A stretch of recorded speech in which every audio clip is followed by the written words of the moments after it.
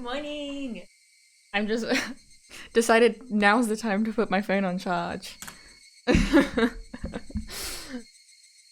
Hope everyone's is doing well. I am. I wear Higurashi. Yeah. I didn't take notes. After yesterday's stream, I didn't take them because I was a little busy. And then I got home and I was like, I don't want to do anything. So I didn't. And yeah, and this morning I was like, I managed to wake up early somehow. And I was like, okay, I'm gonna take some notes now. I'm gonna check the transcript like I did last time, and then I didn't upload the VOD to YouTube, so it's probably still processing now. So I'm gonna have to take notes after the stream, like 4 hours worth of Higurashi. It's fine. We're fine. Nothing to worry about. Alright, so last time we fucking killed that guy. We freaking killed Satoko's uncle with a baseball bat.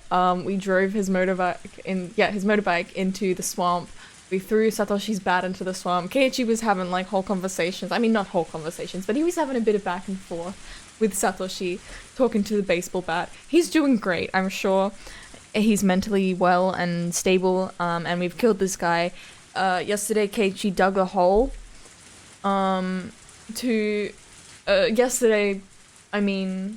Yesterday's stream. I think it was today, although depending on what time it is in game, it might be yesterday technically. I'm overcomplicating things. He dug a hole with a like foldable shovel.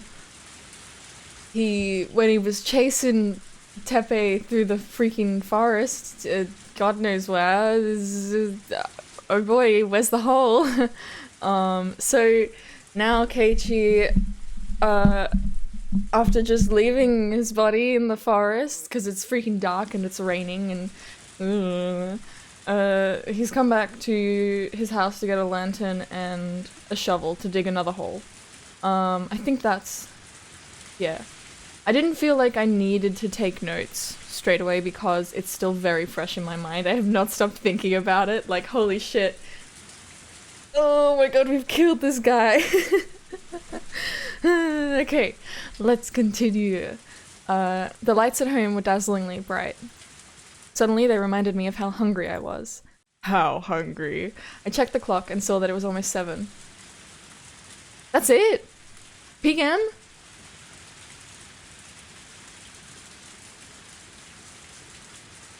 I thought for sure it was 2 or 3 in the morning already. I was surprised at how messed up my biological clock had gotten just from this one night. Wow. I mean, it is pretty, like, heightened emotions. You know, murdering someone. There was a warm light coming from the curtains in the... I'm sorry. The living... Oh yeah! Sorry, taste of my burp reminded me. That's disgusting, Laz. Don't do that again. This morning I opened the fridge, as one does. Egg carton fell out of the fridge. There were about 5 eggs in there, one of them just smashed open on the floor. But the rest of them were okay, so I had a fried egg for breakfast. So great start to the day. Although my mom, because like the other eggs that were like cracked but they weren't like smashed open, she made herself like an omelette, and one of them was like a double yolk, so that's gotta be lucky or something. Anyways, there was a warm light coming from the curtains in the living room window, so his parents are there. The worlds between here and what was beyond those curtains were so different. If only that man hadn't shown up, I would have been in that light. I'd still be excited from the festival, and I'd be talking to my parents about how much fun I had with all my friends. And then, even though they made a hot meal for me, I would have eaten way too much at the stalls, barely eaten any of it, and gone back to my room. No doubt I'd crawl into my futon and easily let myself fall asleep. But right now, I was completely different. There wasn't a single ember of warmth from those weak street lights.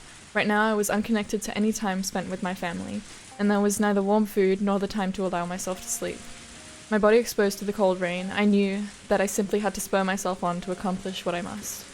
I realized how timid, how cowardly I was becoming. Keiichi, you just killed a guy. I would not call that cowardly or timid. Like, come on, man. Get the job done, alright? You've committed to this, you gotta commit to the bit, alright? What purpose did I need to kill somebody so badly that it was worth feeling this terrible? I'd lost sight of that purpose. I selected the fastest, most fundamental way of saving Satoko and executed it without hesitation. That man was dead. He was gone. He would never ever hurt Satoko again. We all thought frantically for days on end about Satoko's problem, and finally with no options we gave up, and I had solved it in one night. I'm so interested to see where this ends up. Okay, wait, hold on. I want to see... I'm not going to look up how many chapters, I'm going to look at how many chapters there were in the previous two. Because we are... I think we're in chapter 10.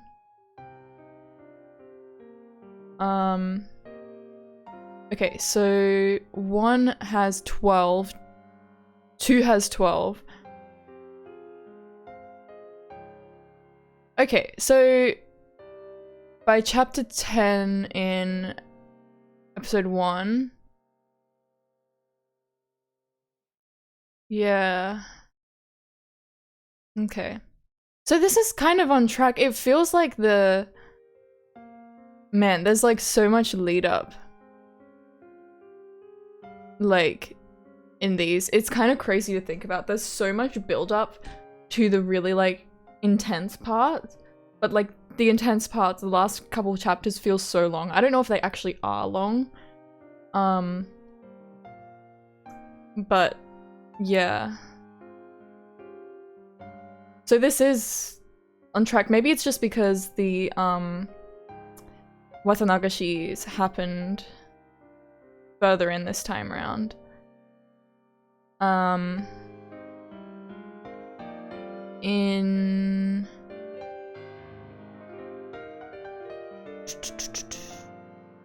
Yeah, it was chapter 7 in episode 2, the watanagashi. I think it was... Yeah, it was chapter 7 in 1 as well. Anyways, we keep going. That's interesting. By myself without anyone's help. Right about now, Satoko would be making dinner for her uncle, despite not knowing when he'd return, and she might be spending the night trembling in fear of whether he'd yell at her for how it tasted. But her uncle wouldn't come home. She wouldn't have to fear his wrath, nor let him make her feel sad. I see. I did it. I successfully saved Satoko. All I'd been thinking about for a long time was killing that man, and I'd forgotten the feeling that it was actually all to save her. I did. I did something good. That's right. I did something good, didn't I? I felt hot tears coming from my eyes, and that's when I first realized that the exhaustion I'd been feeling was actually guilt. The blade of guilt, for a while now, had just been scraping away with its tip, hurting my heart. It hurt so bad I couldn't stand it. It was throbbing painfully. Dude, okay. I don't think this is the case, because I do genuinely think that Satoko is being abused. But like, could you imagine how fucked it would be if it turned out— I wouldn't actually be very happy about this. I think it would be it would kind of suck if Satoko wasn't actually being abused and Keiichi just killed this guy. But I mean, she is. Like, her reaction, like, in the classroom at lunch that time, that's like, holy fuck, okay. It's not right. And she is bruised, and she was, you know, yelled at by him and shit. So it's, you know, I don't think they could do that now. But yeah. It hurt so bad I couldn't stand it. It was throbbing painfully. It hurt so much, it was so painful that I cried. I cried tears of joy at saving Satoko. I didn't know why, really, anymore. I just cried. My tears fell and fell. As I stood there for a while, coming to terms with those warm tears, my heart was comforted a little. Alright, Keiichi Mayabara, that's enough. There's nothing to regret or feel ashamed about. Both my body and mind were thoroughly exhausted, and that was a fact. It was only natural I couldn't feel anything. Even tomorrow, and the day after that, I might not be able to feel anything for a while, but there was one thing that was true. There was the indisputable fact that I had saved Satoko. One day, we would surely be rewarded. One day I would be proud of how distressing an enterprise I had undertaken to get Satoko's smile back. And so that I could wait for that day, I had to put the finishing touches on this night. If I left it undone, everything I'd accomplished today would be for naught. I looked back up at the sky, which didn't look like it would stop raining anytime soon. Then, I rubbed my eyes and summoned forth energy from my core again. How long did I plan on spacing out? This isn't the time for daydreaming. Someone could find that corpse this very moment. That pessimistic thought was proof the very natural emotion of fear had returned to me. As I allowed the fear to spur me onwards, I went to look for the other shovel and the lantern inside the storage room.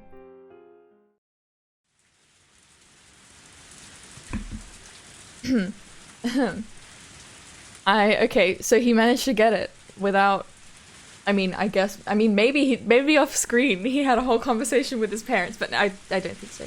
I mean, maybe, who can say? I'm not going to say yes or no after saying yes or no. Sorry, I'm speaking too much, but that's what I'm here for. I'm here to speak. What I'm getting at, he got the things from his house, and it seems like he didn't alert his parents. He's made it back, I guess. It was fortunate. I remembered what it looked like around the streetlight the body was near.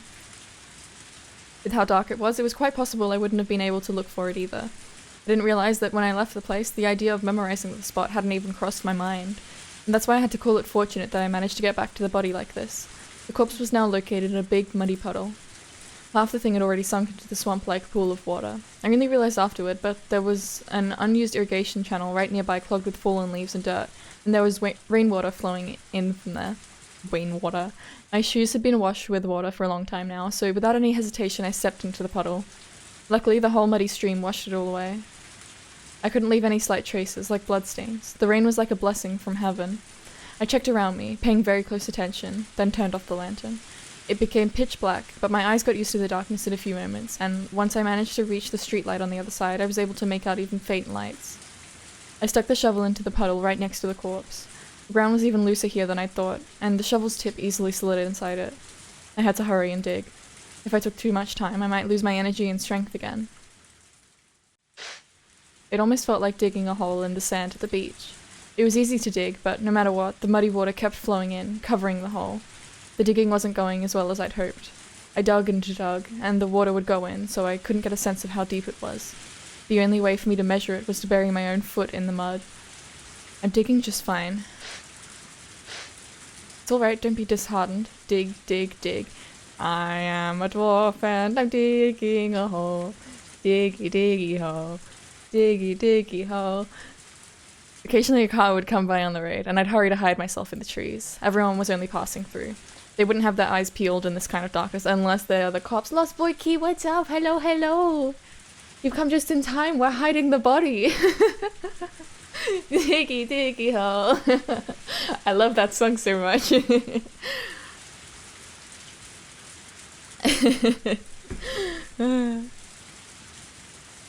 I understood it logically, but I still couldn't help but hide. What I was really scared of wasn't quite that one of those cars would coincidentally happen to witness me here. Comment, we've got to hide the body. It was the distance I could spot cars from was getting gradually shorter. It was that the distance I could spot cars from was getting gradually shorter. At first I noticed the splashing sounds from really far away as cars drove through them. I started noticing them less and less, and with the car that just passed by I didn't notice it until its headlights were upon me. All his reactions are getting slower. Oh god. I felt my senses growing duller by the second. If someone were to take a peek in secret as I was burying the body, at the worst possible time, then maybe I wouldn't even notice. The moment I thought that, I took a good look all around me. Things happened today? Oh boy. We're gonna get some Lost Boy Key shenanigans. I roused all my half-asleep senses and searched for signs of presence nearby. All of his senses, taste, lick in the ground. What if I found out someone was spying on me from the trees? You have 9 dogs? Whoa!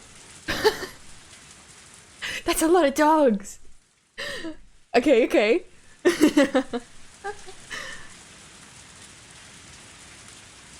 Oh my goodness. What if I found out someone was spying on me from the trees? Dot, dot, dot, dot, dot, dot. A carnivorous feeling snarled at me, glaring. If there was, then I would dig another hole. One of them is my German Shepherd Axe's retired police dog. Aww. Axe. What a good name. I'd come this far already. In order to achieve perfection, I didn't care how much more I had to pay. I didn't know what kind of face I was making at the time, but it was definitely a fervently glaring one.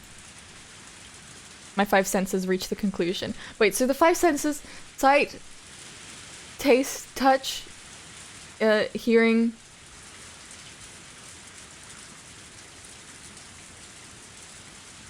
Am I stupid? Smell. That nobody was present. I didn't breathe a sigh of relief.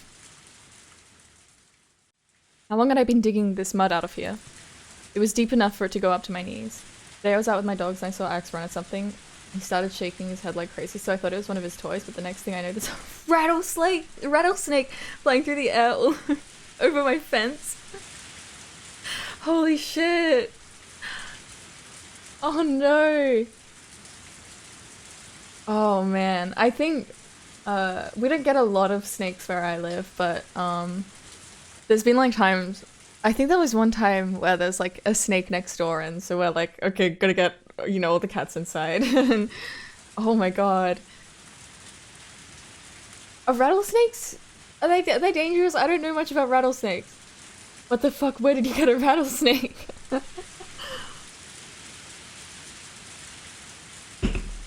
I assume they are, but I don't know, I'm just a little guy. Yeah, they're venomous. Very venomous, yeah. Do we get them in Australia? Rattlesnake where? Yeah, okay, I don't think so. Yeah. We got other ones. Damn. Oh my god. That would have been so scary.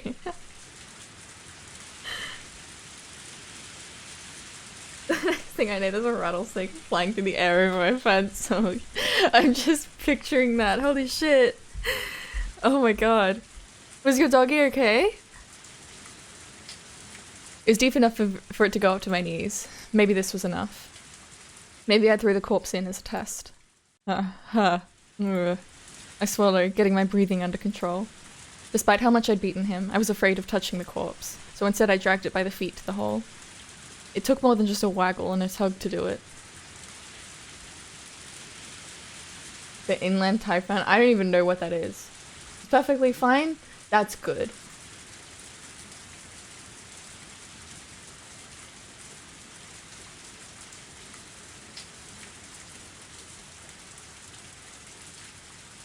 Oh, the world's most venomous?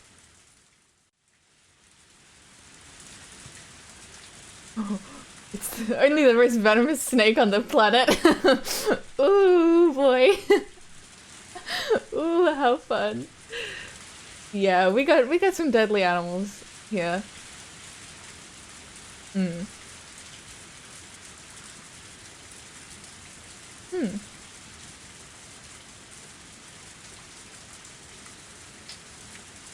Yeah. But of course it did. Considering this man's weight was easily 80 kilograms. I rallied all my strength and dragged him. At this point, my groundless fears that he might suddenly start moving again had vanished long ago. Ooh, I didn't like that noise. His body fit perfectly into the muddy hole. It was more than deep enough. Alright, let's bury him. Quickly, quickly, quickly. Is the mud gonna... like... what if the rain kind of moves the mud around and then... like, it's not a super deep hole, so... oh god, and there's gonna be another, like, hole somewhere with another shovel in it. And the cops are gonna find that when they're looking for Tepe, and also the hole with the body in it. And it's gonna be like, ooh, so suspicious, ooh. The venom of an inland taipan is so powerful. Oh my god, I'm wise. Taipan is so powerful it can kill 100 people with one bite. Whoa. Oh boy. I'm glad I don't live in like a country town.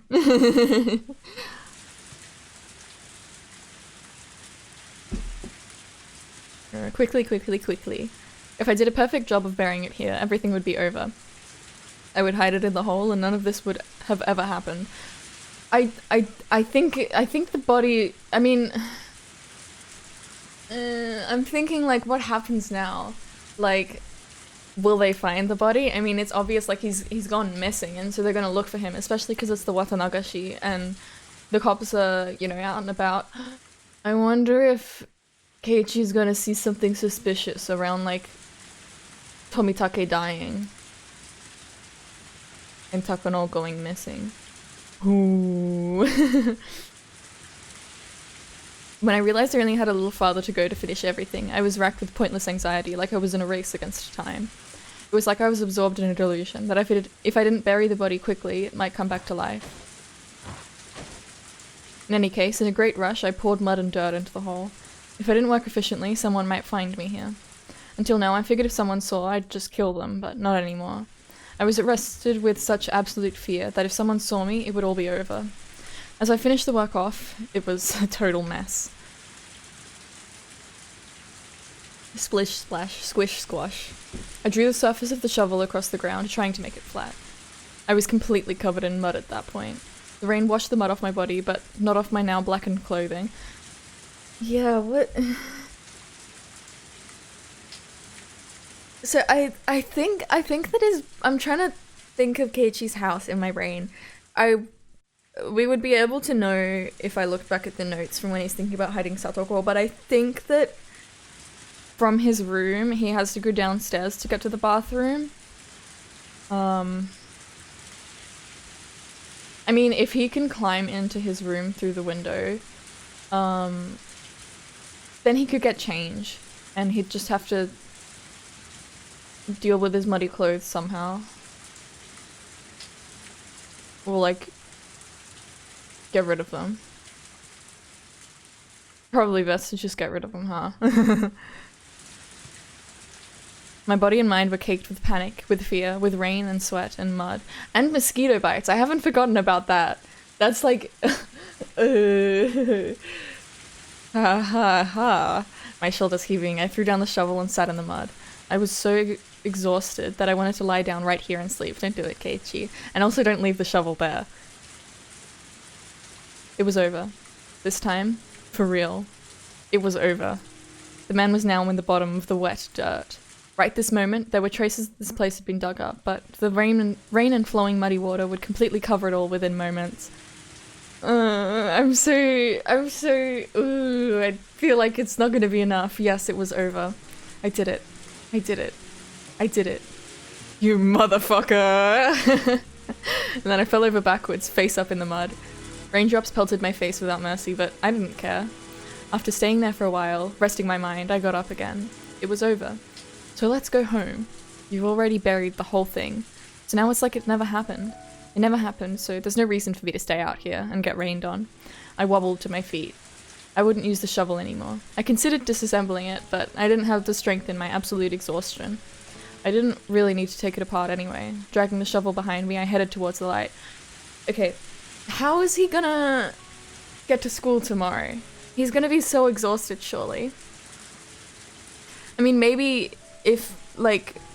Okay, when he got home it was like 7, so if like he gets back home by like, I don't know, 9, 10, he could still get some good sleep because he needs to show up at school, otherwise he's suspicious, right?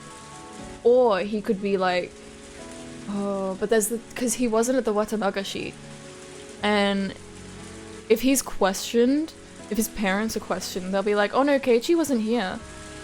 Where was he then? I'm thinking like if he could say, yeah, I was sick on the night of the watanagashi, but he wasn't, because he wasn't at home.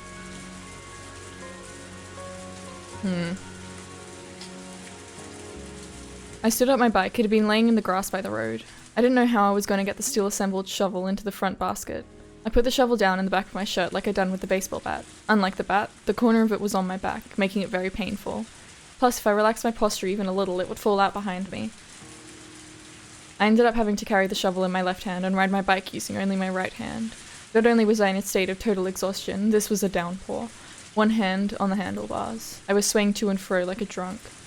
But I didn't care. Even swaying like this, I got a little closer to home every time I pedaled. I saw two lights swaying slowly in front of me. A car was approaching. Oh no, I needed to get out of the way. From far away in the shadows of the darkness, a car appeared. Please not Oishi, please not Oishi, please not Oishi, please, please, please not Oishi. If anyone, make it Coach. Its dazzling lights washed over me. The driver made a short honk of the horn to inform me I was in the middle of the road. I have to get out of the way. I kept telling myself that, but not only was I riding one-handed, I was exhausted so I couldn't do anything. Wobble, wobble, wobble, wobble. I meandered about, not going to the right or to the left. Imagine if it just ends here. He's hit by a car and that's the end. The driver decided to swerve out of the way right in front of me, and without lowering its speed much, steadily came towards me. Its outline grew larger in my vision, and telling myself again that I really needed to get out of the way, I jerked the handlebars in one direction, then lost my balance and fell over, bike and all. And shovel? My whole body splayed out, and one foot got caught in the bike. Oh god, oh god, oh god. This is seriously bad. My drowsiness quickly vanished, and just as a cold sweat broke out on my skin, the driver recklessly spun the wheels to the left, made a counterclockwise U-turn, and came right up to me and stopped. The driver's seat door opened, and the driver came out. You idiot, what are you doing here? I was pretty sure someone would yell at me like that.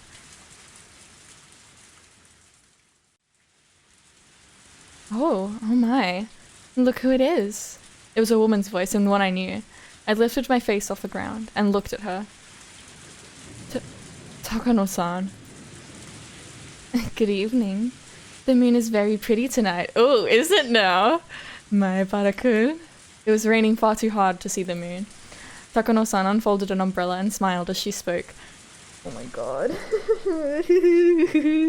What is... Oh my god. The implications. The implications. I don't know.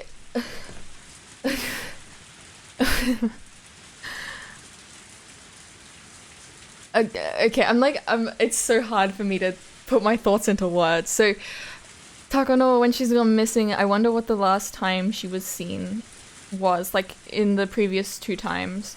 Because now, this time around at least, she's driving in a car.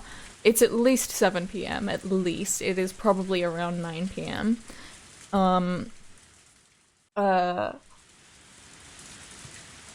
She's driving. And it's not like she's just trying to get away. She saw a kid on a bike, whether she knew it was Keiichi or not. And she turned around and stopped and talked to him. She's not afraid of showing herself. I wonder if she's gonna help Keiichi.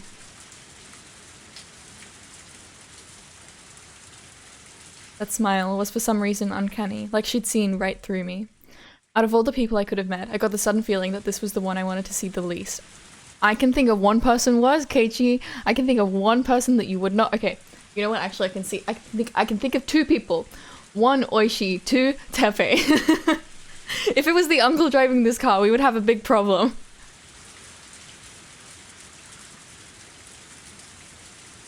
What are you doing out so late? And you're soaked and covered in mud and no umbrella either. What is that? A shovel? She'd come here by a car. She wouldn't have known what I was just doing, and yet she smiled, as though she knew everything. Calm down, Keiichi Mayabara. She always makes that mysterious-looking smile, remember? Don't let her onto anything, lest you dig your own grave. The rumors say you were playing baseball with the golf club. Is that what the shovel's for too?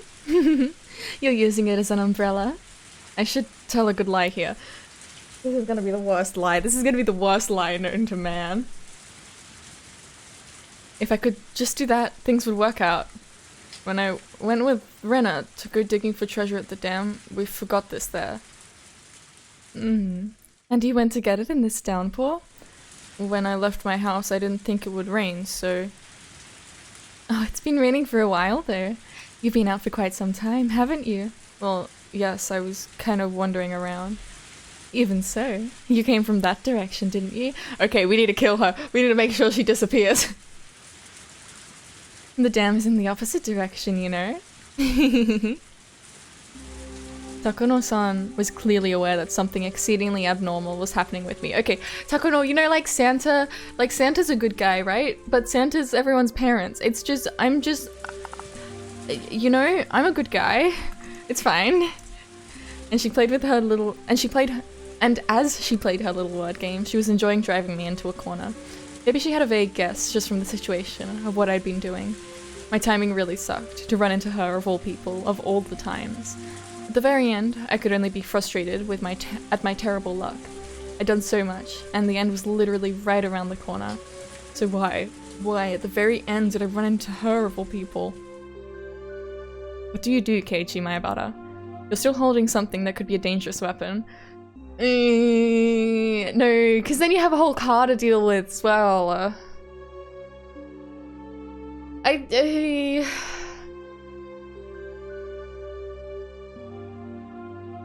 What if he's like, I mean, he wouldn't know this, but like,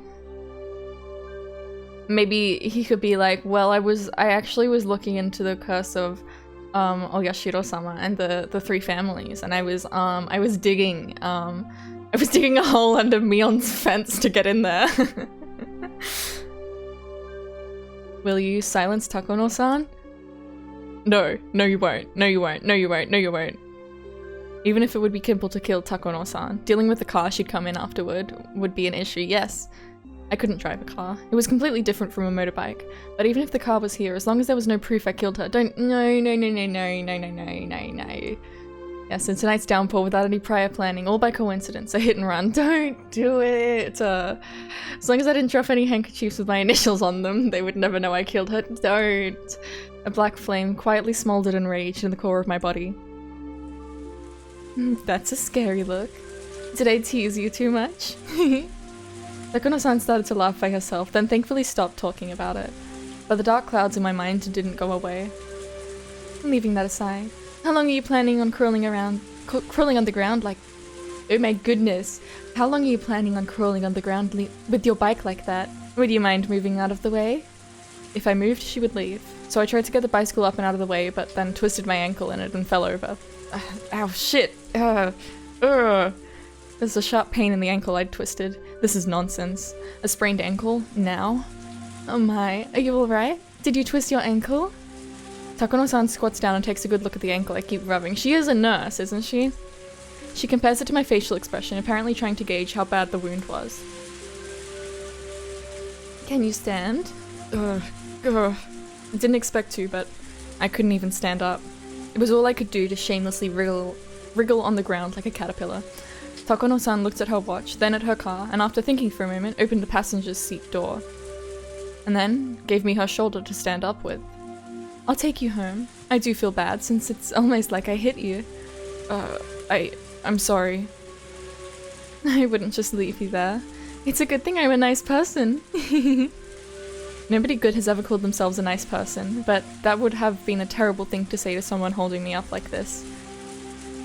I took Takono's hands and sat down in the passenger seat. Takono-san went around the back and looked at my bike on the ground.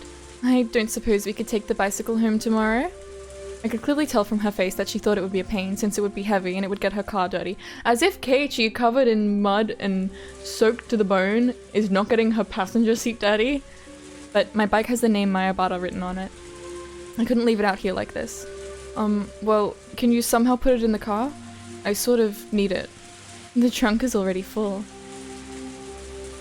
If I put it in the back seat, it'll get the seats dirty with mud. Your trunk is full? What's your trunk full of? Is your trunk full of Tomitake? What's your trunk full of? Well, given how you're already in here, it's already dirty, I suppose. I turn back to the back seat and see someone's folding bicycle there already. Oh. Still look big enough to fit my bike in there as well. It wasn't Tomitake was like riding on a bike when we ran into him on Saturday, the day before. Yesterday, in game, I think. My expression reflected my thoughts, and the exact thought seemed to get through to her. Alright. I'll put it in here for you. I'll be really nice, but just for tonight, okay? Takono-san continued with her mean jokes, but she hoisted my bike and loaded it into the back seat for me. The mean jokes were one thing, but couldn't she do something about that eerie smile of hers? And even more importantly than that bike, I didn't want to leave the shovel here. The shovel could be directly connected to the buried body and me. Sorry to ask another favor, but could you get my shovel too? Takono-san gave me a clearly dubious expression. Your shovel? That's fine with me. Is it important? The more I talk, the worse it gets for me. That's how I felt, so I didn't force myself to answer her. Eventually, outlasted by my silence, Takono-san gave a short shrug and sighed. Alright, I understand. You need your shovel, right? You don't need to make such a mean face. Takono-san brought over the shovel that was lying in the middle of the road. I clutched it like I'd never let go of it again. Takono-san watched me with a puzzled look. Okay, let's be off. Maybe Keiichi, I'm thinking about how we can cover this up. If he is like, I went to the dig site to, like get the shovel that I left there. But what if his parents knew that the shovel wasn't missing? Like if they knew that the shovel has been there the whole time. But he could do that, and then he could be like, and I got lost on my way back because it was dark. And then I twisted my ankle. It depends how much, like, how much will Takono cooperate with him? Will she even be here come tomorrow, you know? Mayabara-kun, you live at the Mayabara mansion, don't you? Why does everyone call my house the Mayabara mansion? Because it's actually a mansion. It must be nice to be rich. As she spoke, Takono-san pulled the handbrake and stepped on the gas. After making a skillful U-turn using the shoulder of the road, she steadily increased in speed. From the rear-view mirror, that accursed place seemed to melt into the darkness. Ride? I think she probably said tired. No, that's not how you spell tired. Fried? Dried? Cried? Higurashi when they cried? Huh? I'm sorry, I didn't quite hear you. What was that?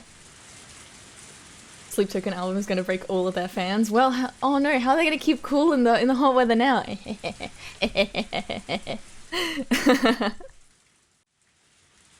Takono-san suddenly tried to say something to me, but thoughtlessly I didn't catch it. Looking ahead, Takono-san said the same thing one more time. The body, they're getting so personal. Oh, I hope it's good. I'm sure it will be. The body?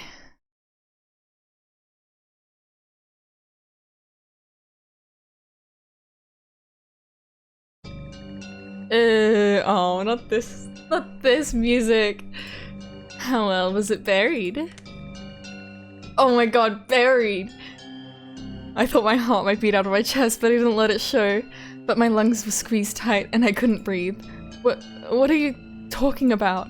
When burying bodies in mountains like these, you have to bury it fairly deep because wild dogs will often smell the corpse and dig it out. Some human bone a wild dog brings back in its mouth leads to an incident being uncovered. The police head out to a stretch of mountains. It actually happens pretty often, you know. Pound, pound, clang, clang. Huge rusted bells start ringing in my head. Had I buried it so deep that I could say it absolutely wouldn't be found? The answer was no. I was in such a rush to bury him and get it over with that I couldn't deny having possibly buried it too close to the surface. No, wait, that's not- wait, anyway. This woman, how does she know?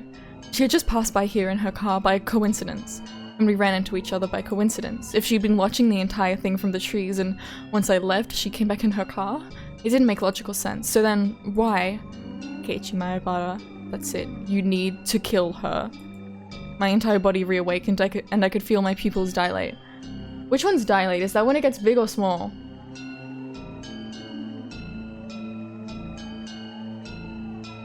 Wider, larger, more open. Okay. I'm thinking about when they get the cat eyes, you know? But that's kind of the opposite of dilate. I don't know. I'm just a little guy, really. I couldn't possibly beat her to death with the shovel in such a small car. Then I would use my hands and strangle her. But she was driving right now. If I strangled her, we might get into an accident. Then suddenly, Takuno-san turned and looked at me. What? No witty retort? For a moment I was surprised. What was she talking about? It would seem we're not a very good match. Takuno-san said, disappointed, returning her gaze ahead. I mean, maybe she's just making a funny joke. In their most recent song, Vessel says, and nobody told me I'd be begging for relief when what is silent to you feels like it's screaming to be. Well, nobody told me I get tired of myself when it all looks like heaven, but it all feels like hell. Yeah, is that the recent song? Because I listened to the recent song and it, I haven't heard any of the other music, but it did feel like a personal thing. Yeah. I should listen to it. Maybe this is how I get into, like, yeah, Damocles. Yeah, maybe this is how I get into English, like, English language songs, because most of what I listen to is in Japanese.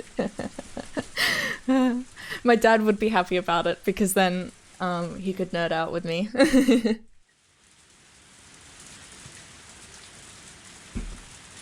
Takuno-san said, disappointed, returning her gaze ahead. I repeated the words she'd said a few times in my head and finally realized she'd meant it as an off-color joke.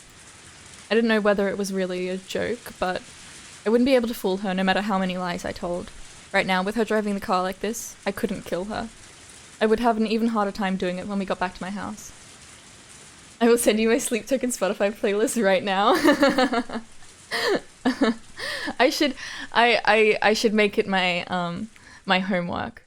Maybe when I'm taking notes, I can listen to music. Because I'm gonna have a couple streams to go back on to take notes. I would have an even harder time doing it when we got back to my house. Well, yeah, killing her when we got back to the house. The moment we met, that'd been my best chance.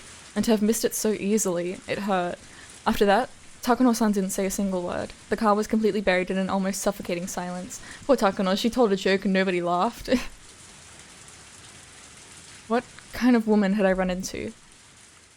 With everything that happened today, I managed to pull it off, and at the very end of it all, I just had to go home and go back to sleep. What bad luck.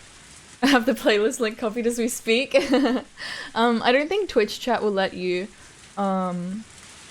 paste it in the chat. I might be able to allow it, but you could send it in the Discord. I don't remember if you joined or not. Yeah. I would be happy to listen to it. At the very end of with everything that happened today, I managed to pull it off, and at the very end of it all, I just had to go home and go back to sleep. What bad luck. He's gonna fall asleep. As my sleepiness gradually overtook me, the anxiety I felt steadily started to matter less and less. Is this all right, Keiichi Mayabata? You probably should not leave this woman alive. Right now, I'm tired. Which channel? You could put it in other sharing, I think, or I really don't mind. I'm not too fussed. You could even throw it in general.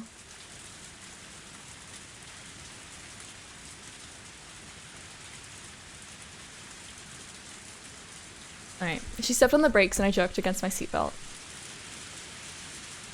That woke me up. Is it weird that in this moment I'm like, I kind of trust Takano. Like, out of anyone, I feel like I can rely on her, because I think that she's probably either she's killed people before or she's prepared to kill people and or planning to, because I don't know, I feel like I just have this idea in my head about, I mean, first there's Tomitake, with the clawing his throat out. I feel like if she's a nurse, I feel like she injected him with a drug that made him tear his throat out. He sent it, yay! I will check it out after the stream. Yeah, I feel like she could be responsible for Tomitake's death. And then in the second episode, the body in the oil drum, which is her, you know?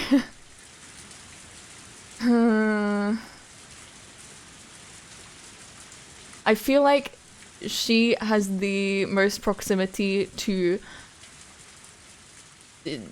killing people. I don't know. So I feel like if anyone, we could rely on her somewhat. That woke me up. I thought I must have fallen asleep by accident. I looked out the window and there was a big building with faint lights on. It was really dark out, but I knew immediately it was my house. I'll go get your folks for you. Would you mind the place for a few moments while I'm gone? Don't make fun of me, please. Besides, look, I'm fine now. I can walk by myself. Oh my. You were in such pain before that you had to get me to carry you. Did you just want a pretty lady to be nice to you?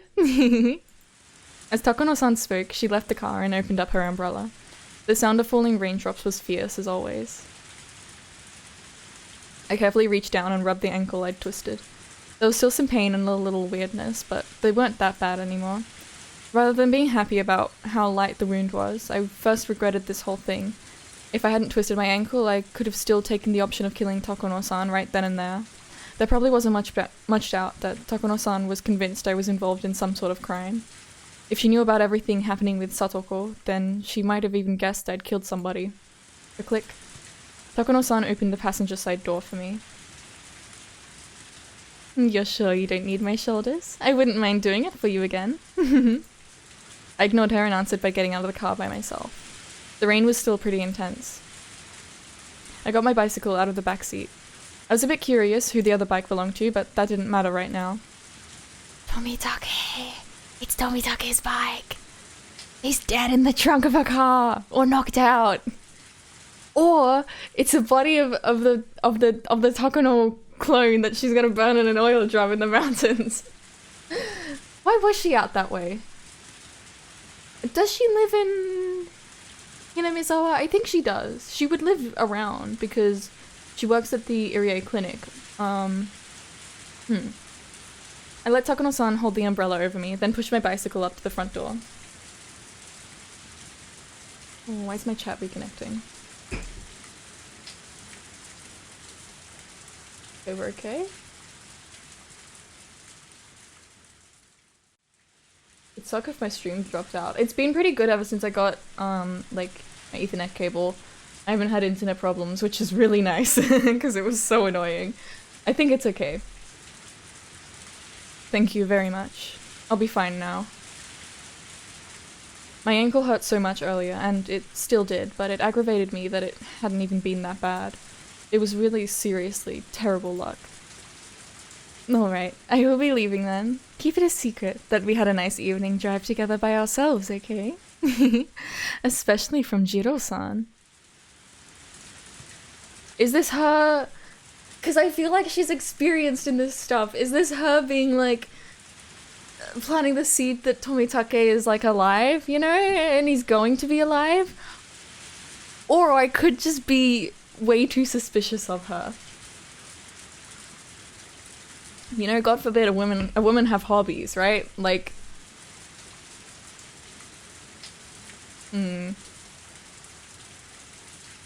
Jiro-san? Oh, she meant Tomitake-san. I suppose she calls him by his first name. His full name must be Jiro Tomitake then. And then the other bike, the folding one in the back seat that I didn't care about at first, suddenly came to mind. Is he gonna connect the dots?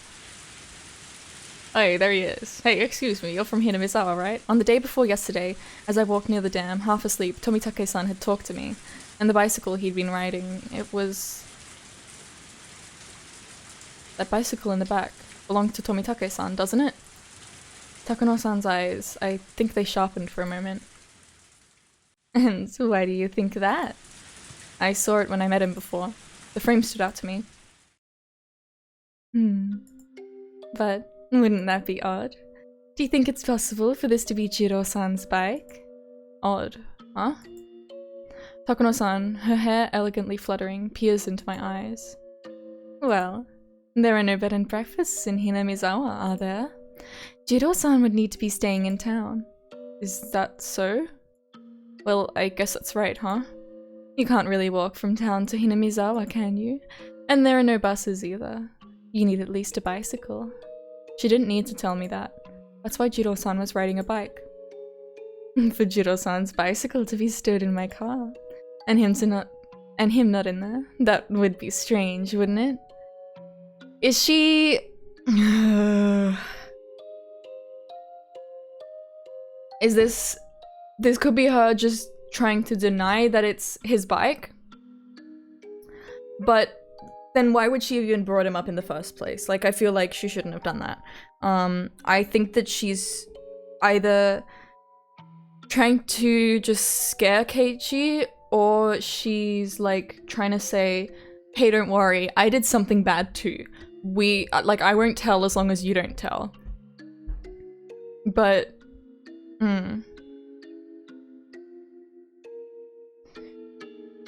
It would mean Jiro-san was in Hinamizawa. You have sneezed, bless thee. Bless thee. It would mean Jiro-san was in Hinamizawa without a bike. I'd have to have left Jiro-san somewhere and put his bike in the car, wouldn't I? It wouldn't make sense.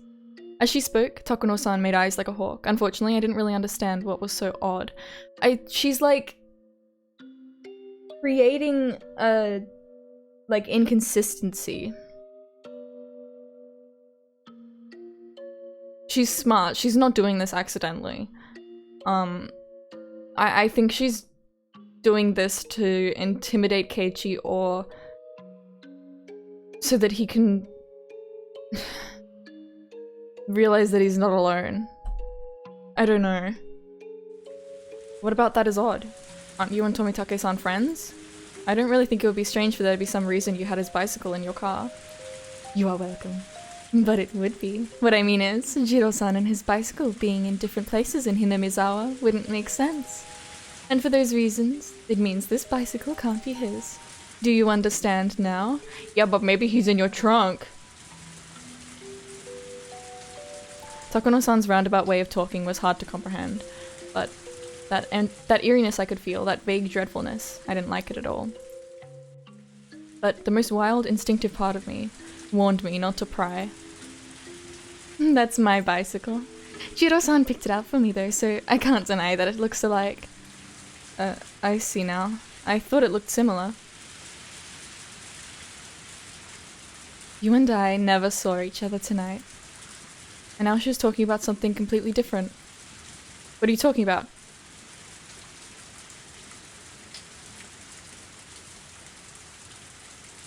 Is this a van?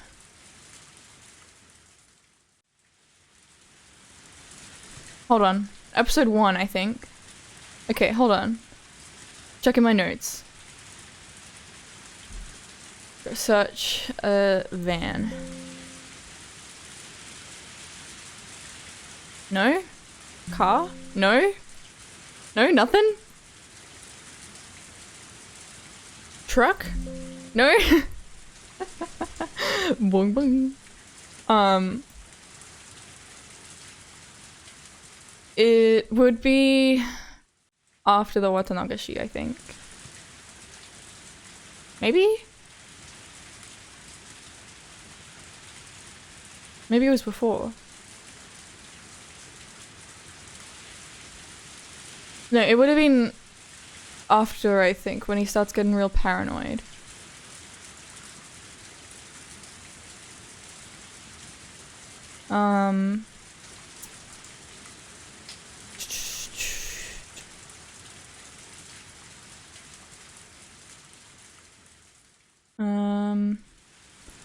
Walking home.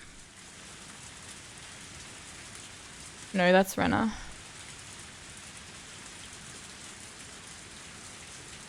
Was it this one?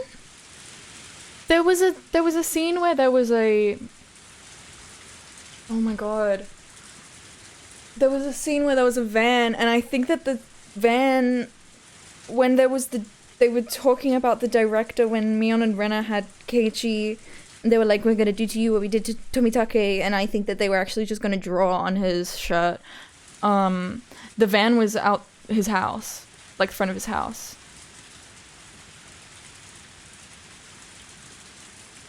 The director...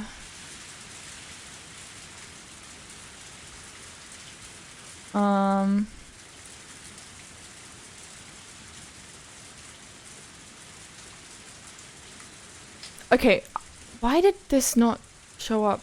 That I wrote van here. Control F. The white van. Okay, I don't know. Okay, I search in the document, it's fine, it's there.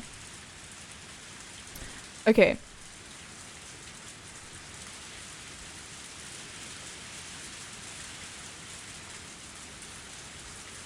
Yeah, there's a white van that hit him. In chapter 11 of episode 1.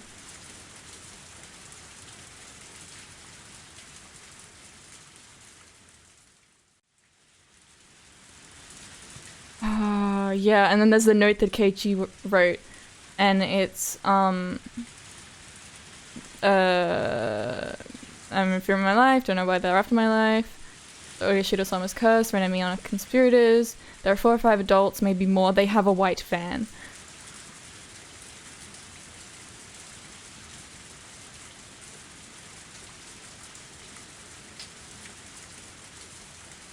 This looks van adjacent to me. Maybe that's cheating. Maybe that's cheating looking at the CG. What are you talking about? You and I never saw each other tonight. I stayed there, not knowing what to say, and Takono-san repeated her eerie, succinct phrase to me again. You and I never met this night.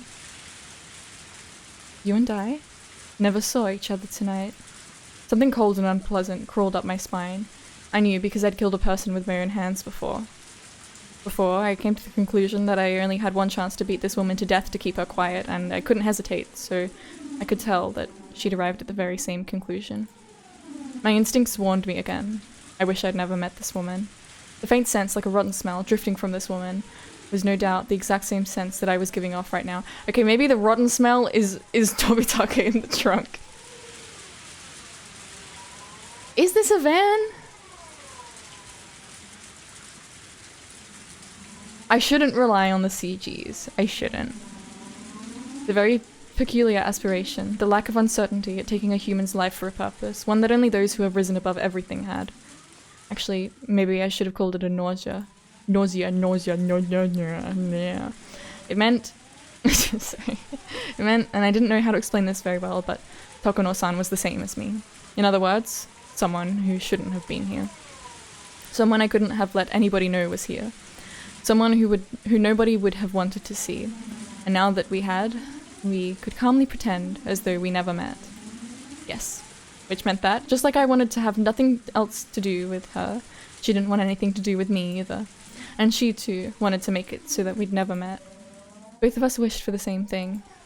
Our desires were the same, which meant Takono-san's suggestion was extremely practical, and that I couldn't outright refuse. If that's fine with you, then sure, whatever. You and I didn't meet this night. You're right. That would be best for you too, wouldn't it? Why do you think that? Are you seriously asking me that? You can't figure that out on your own, boy. She cut me off with the condescending word, boy. Right in front of my house, in a place most unsuited to killing. And yet, there was a frozen thirst for blood coming from both of us. I would be killed right here, right now. Yeah, then I should have definitely beaten her as we passed each other. A damp, greasy sweat broke out on my body. That's fine. If you want me, then you can come anytime. And when I made up my mind... Don't do it! She shook her hair elegantly and turned on her heel. Good. I am a kind person after all. What was good? How? Because she was a kind person? Was that it? I didn't get it. Takono-san got into her car. We didn't exchange any words of parting. I had performed a massive feat, the killing of Satoko's uncle, and yet I didn't feel any accomplishment. On the holy night of Oyashiro-sama's curse, on which the taking of another's life was allowed, on the terribly rainy night when the demons wanted, as agents of Oyashiro-sama's will, the demons were never supposed to meet, but suddenly they did. The demons parted ways triumphantly. There was no reason for them to fight. Both their objectives had already been accomplished. With the rain hitting me like a waterfall, my eyes met with Takono-san's through the car window. I wonder if she's still going to go missing. Because if Tomitake shows up dead, and Teppei's missing, that could be it. The female demon, her mouth twisted into a distorted, fearless smile. It was too late to kill her. Far too late. That first moment, the very first moment we saw each other, had been my best chance. And now that we had parted like this, I was acutely aware of it. She could have just driven off somewhere and killed him, you know? But she chose not to. I should not have let her live. She beeped her horn quickly, then her car drove away into the deluge. The one woman who knew what really happened tonight disappeared into the dark. As long as she was alive, this night would never really end. Just get into an accident, I thought to myself. In this downpour, slip on some mud or something, and fly face first into a tree, and die. That wasn't a delusion, a wild flight of fantasy. It was an earnest wish, yes. It was a command. Die. Die. And keep your mouth shut for eternity, because I have no doubt you're wishing for me to die all the same. My curse upon her faded emptily as Takono-san's tail lights disappeared into the utter darkness. Her car's lights were completely out of sight now. Even the sound of the engine faded into the sound of the heavy rain, and was inaudible now. I too turned on my heel, to draw the curtains on this insane night, to open my front door and end it all. You're going in the front door, you're not climbing up into your window. I began walking towards the front door. I was covered in mud and made a squishing sound with every step I took. Squish. Squish. Don't worry, Keiichi Mayabara. I'm picturing him walking like, Teddy in Persona 4 when he walks and there's like a squeak sound effect. Or I guess like... This, listen, I never watched much SpongeBob as a kid. Does Squidward walk like that? Is it Squidward that makes a funny sound? Anyways. Don't worry, Keiichi Mayabara. Squish. Squish. She'll die. Squish. Squish. Her end will be as miserable as she is. I'll throw her into some flames alive and let her dance until she's burned to a crisp. Okay, don't say that because she very well might. I'll burn her to ashes in the fires of hell itself until she's roasted as much as she deserves. I wish. I really do. Squish. Huh? Just now, I hadn't taken a step, and yet a footstep. Without emotion, I turned around. If there was a footprint that wasn't my own, then it was obvious someone else was behind me. Was somebody else there? I was sick of this. Whoever it was, I was sick of everything tonight. This time I would kill them. I'd kill them without a second thought. I wouldn't hesitate to turn around and dig another hole. But fortunately, there was nobody there. I wasn't going to have to kill any more people tonight. This night, I couldn't handle any more of it. Even if I heard an extra footstep each time I stopped, I put it down to me just being tired.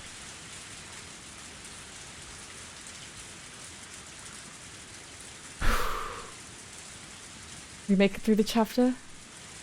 We make it through the chapter? Holy shit. I'm dreading the tip screen. It's gonna be like... Oh my god. Did Tomitake die? Is Takano alive? Okay.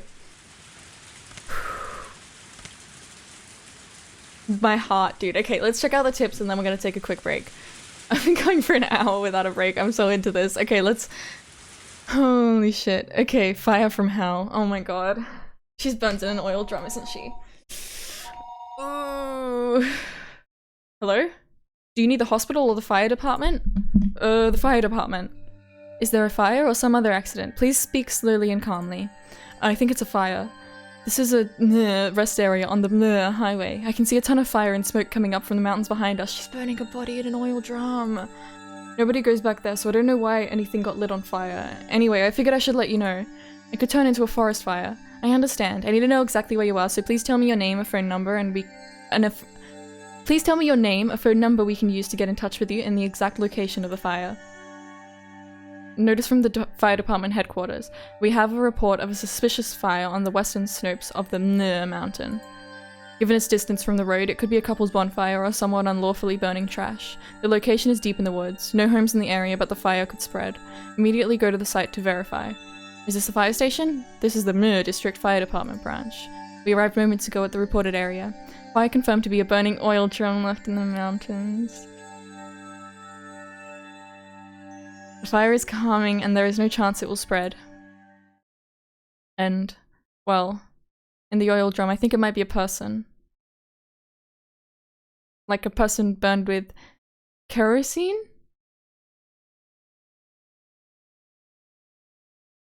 Flammable liquid, which is used in many industries and homes around the world as fuel for light, heat, and power.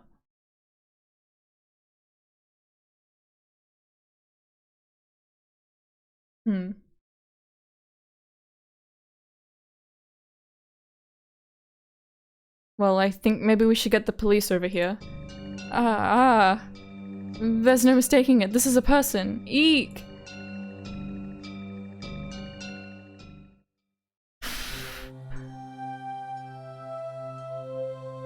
This little crossroads section.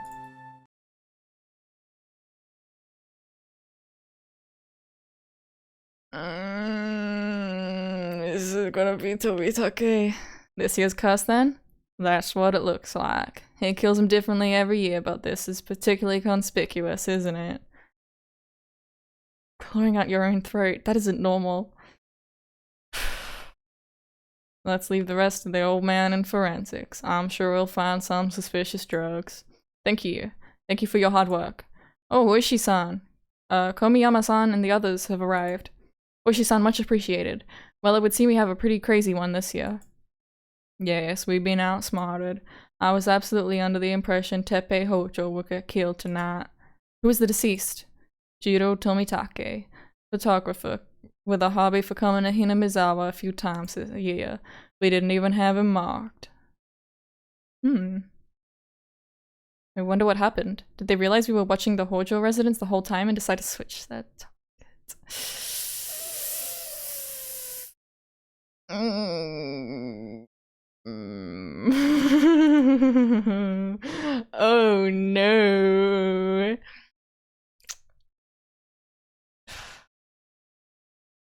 Maybe. We sure flubbed this one. They're talking like he didn't get killed tonight, so maybe they didn't know. And there are no problems with Teppei Hojo? Correct. His daughter left for the festival in the evening, and a little while later he left on his motorbike. His daughter came back first. Wait. Has he not come back yet? Is he still out drinking somewhere? Oishi-san, are you there? Call from Chief Takasugi. He's on the line in car 1. Oh, it's not good. Oh, it's bad. Oh god, I'm going to jail. Okay, we're gonna take a 5-minute break. Oh my god. Alright. Gonna do a 2-minute ad break. Turn off pre-roll ads for a bit. And I will return. I will see you shortly. Wahoo! See you soon.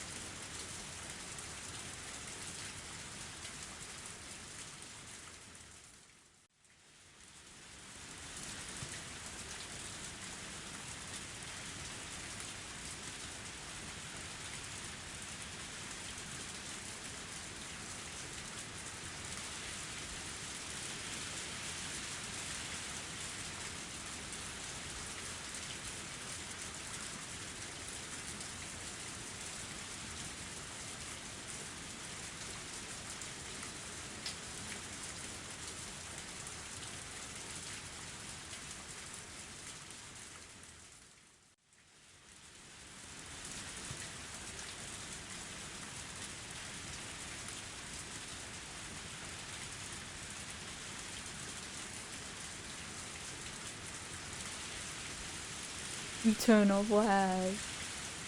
Yay. Yahoo! Oh god. Oh, I'm so nervous about what's gonna happen. It'll be really interesting to see how much stays consistent about Tomitake's death and potentially Takuno going missing. Yeah, I was thinking about how Tomitake is found, like, by the road or something. I need to look over stuff again myself, but, like, if he's been found, like, without his bike, is, like, Takuno, like, stolen his bike and he's kind of just had to try and walk back to where he's staying. Yeah. Alright. Let's continue. At first I thought it was a dream. I was staring at this strange sheet, not really understanding what it was. That was all. I didn't go after it, nor did I ridicule it. The fact was that the boring view was the ceiling of my own room, but I didn't realize that for a fairly long time. Yes. I thought I had been dreaming, but I had actually been staring at the ceiling the whole time. Lethargy induced by the voices of the cicadas. Even after I realized I was awake, I couldn't draw forth the energy to sit up. Everything I could see, everything I could hear, everything was like a television broadcast that had already ended. It was hot. So hot I could choke on the heat. My back was moist with night sweats, and it felt gross. Unable to endure it any longer, I tossed in my futon, and finally, blood started coursing through my brain. I lazily recalled the long day I had yesterday. The reality, as I lay here listening to the voices of the cicadas, and yesterday, so different from it. In order to kill Satoko's uncle, I had rehearsed, formulated a plan, and dug a hole. Diggy diggy hole. It was very hot, and I was tired, wasn't I? And when evening came, I went to school and called him out on the phone. I panicked for a moment when he asked where the police station was, but it worked out.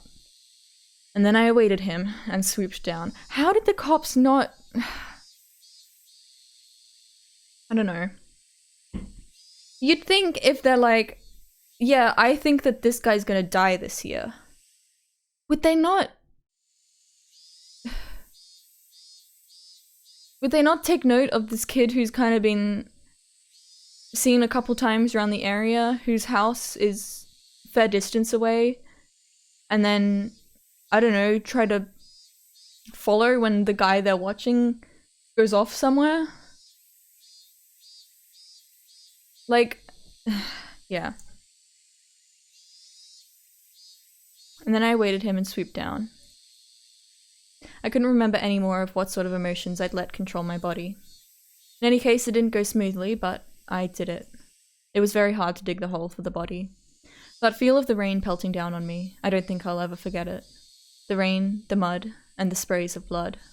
The sensation of floundering in a swamp. When I met Takuno-san on the way home, that wasn't good, no matter how I interpreted it. It was the most misfortunate and uncalculated thing that had happened that night. Everything would have been perfect, if only I hadn't encountered her. Perfect is a strong word.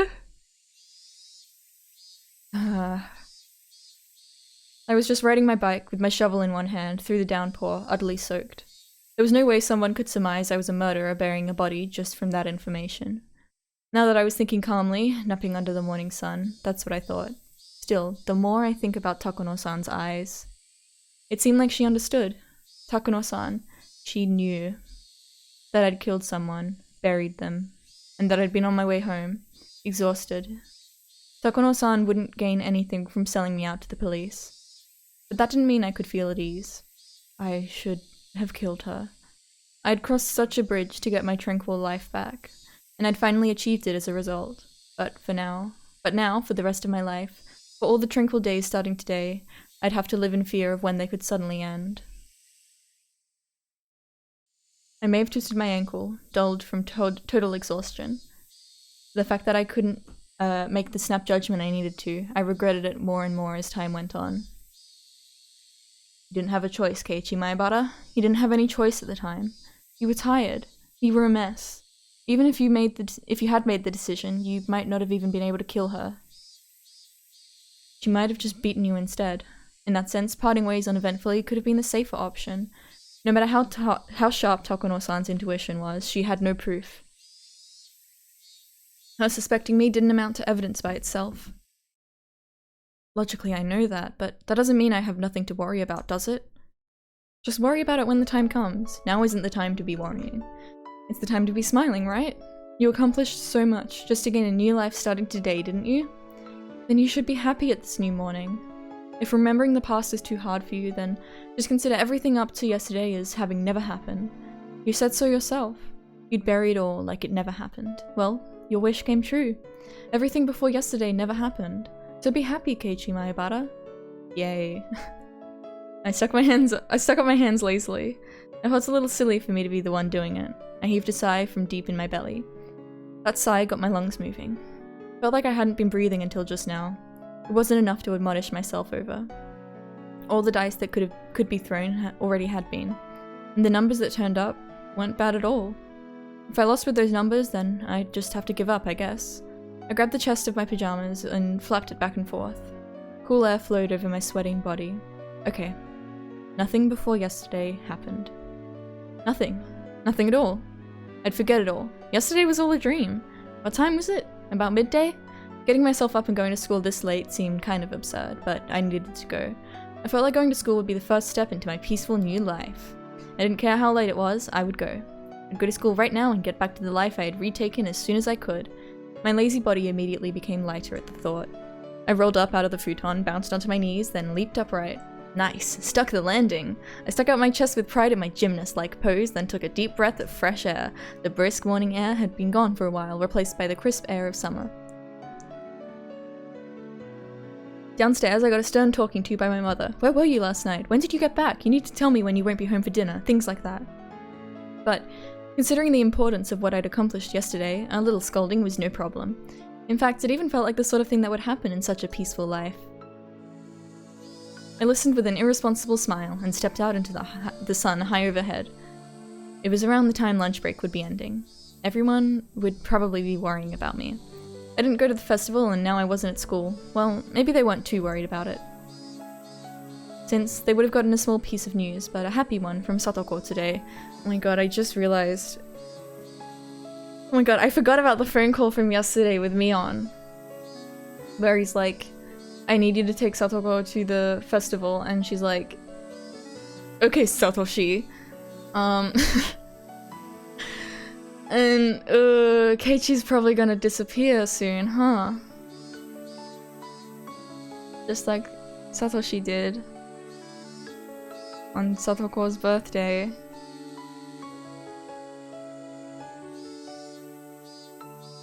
Yes, the small piece of news that her uncle hadn't come home last night. Satoko would probably live her days in nervous tension for a while, thinking he might still come home. But eventually those days would end, and finally Satoko too would realize her uncle was never coming back. And then Rika-chan would quietly invite her. She would say, "You can live with me again," and everything would be back to normal. Our lives would go back to how they were before that man appeared. Satoko would start wearing that extraordinary smile, complete with those protruding canines, and fool everyone with those traps she was so proud of. I'd probably be her first target out of everyone, but I wouldn't be mad. In fact, I might actually shed tears of joy at the return of something so normal. Satoko, she'd gradually grow back into that meddlesome personality of hers. I mean, my lack of useful life skills was already completely exposed. I wondered if I'd ever be a match for Satoko. That would be such a pleasant thing to see too. And with such warm, fuzzy predictions, I didn't feel bad for going to school so late. In fact, I wanted to run there now and to get there as soon as I could. Instead, I decided to savor the peacefulness of just going to school like normal, without running. The world I'd obtained for myself, that gave me joy just by walking like this. Yes. The world beginning on this very day was something I had won. Without that monumental feat yesterday, I would never have been able to come to school so cheerfully today. The school gate came into sight. Just then I heard the principal ringing the bell to mark the end of lunch break. It was a clear, refreshing sound. I stopped despite myself and let myself take it in. Tap. I had stopped suddenly, so there was an extra footstep. With that noise, the blessedness I was feeling throughout my whole body withdrew into any pore it could find, and as if to replace it, I felt like hundreds of hairy caterpillars were climbing up my feet. Please not Oishi. I turned back, but of course nobody was there. A single footstep could have easily been my imagination, but the footstep felt so ominous. That extra footstep I had heard, after seeing Takuno-san off last night. With everything that happened on that insane night, I didn't mind something like that happening once. It had been a hell of a night after all. In fact, just having one hallucination was pretty fortunate. But those footsteps should have ended with yesterday, so if I heard them again today, there was really only one thing it could have meant. Last night still wasn't over. It was still going. Still. That insane night, forever. The step I heard. Just that one extra footstep was quietly ridiculing the nonsensical notion that the world starting today was completely different from the one that ended yesterday. My classmates playing in the schoolyard all vanished inside like the tide going out. When I approached the school, it felt like that warm fuzzy scene had ended, and it didn't feel good. At the entrance, I took a quick look in everyone's shoeboxes. Satoko Hojo. She was here. Mion was here too. And Rena, of course. Sorry, I'm just adjusting my mic. Even Rika-chan was here. Tomita-kun and Okamura-kun were here. In fact, I didn't see any missing classmates. If there were shoes missing, they would have to be my own. I took off my shoes and stuck them in, then took out some slippers. There wasn't a single pair left in the shoe boxes anymore. With that, they returned to their rightful state. But as I stepped up onto the wooden floor, I noticed there was just one pair of slippers left. Huh. Whose? Satoshi Hojo. Satoshi, who had never been to school since disappearing last year. Until now, we had committed the exact same act of violence, but I guess in the very end it went differently. You couldn't make it to school, but here I am. I didn't repeat the same mistake you made. Not yet! Not yet! I wasn't about to let myself feel superior about that. In fact, I felt an odd sense of familiarity with him. A misfortunate bond with someone I'd never met due to following the same fate. I headed down the hallway towards the usual classroom. It felt like it had been a whole year since coming here. Hey, did you forget Keiichi Maebara? Satoshi Hojo didn't really disappear on the night of Watanagashi, did he? Satoshi Hojo disappeared a few days later. On Satoko's birthday, if I was right. I didn't know what day it was, but I couldn't say for sure I'd avoided Satoshi's failure unless I remained here past that day. I was still living in that night of insanity. The teacher still hadn't come to the classroom. The other door clattered open, and the one the teacher wouldn't use, so everyone turned at once to see who had arrived. Everyone looked pretty vacant. Suppose I'll greet them. Good morning, ladies and gentlemen. I do thank you for coming all the way out here today. Foo. Silence. When I started to think I'd fallen flat, somebody finally started laughing for me. Good morning, Kei-chan. You're pretty energetic today. Yeah, energetic. Maybe you haven't got out of the festive mood yet. Hello. Hearing Mion and Rena's cheerful voices made me realize how dumb those dark feelings I'd been having at the entrance really were. Hey now, festive mood? I wasn't at the festival at all, remember? Before I could say that, Rika-chan smiled at me. Keiichi, did you make sure to watch my dance? Yep, you saw it just fine. Didn't you see how big an applause he gave you? And he ignored it when that troublemaker Shion came up and made a pass at him. Take that, Shion. Wow, that felt good. Covering for him. Mion starts laughing at the memory as she slaps me a few times on the back. So, how did that target practice contest turn out in the end? Tomita-kun was facing me and talking. There was nobody behind me. That meant he was talking to me? Tomitake turned up dead last. Everyone had a good time with his punishment game.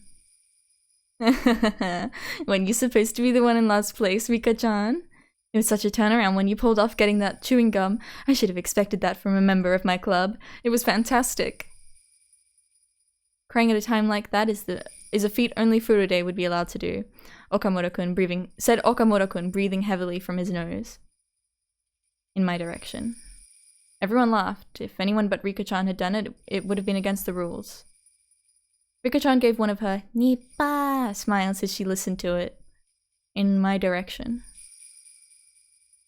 Renatu turned towards me. And then with a somewhat embarrassed smile, she whispered to me so only I could hear. Oh really, thanks, Keiichi-kun. For what? A giant stuffed animal. I was really happy. It's nice and safe right at my bedside, and I made sure to give it a goodnight kiss before bed too.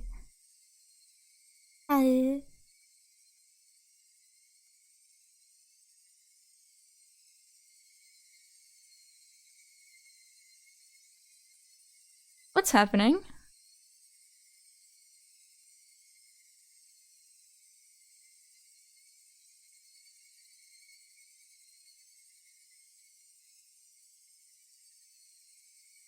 Are they just playing along?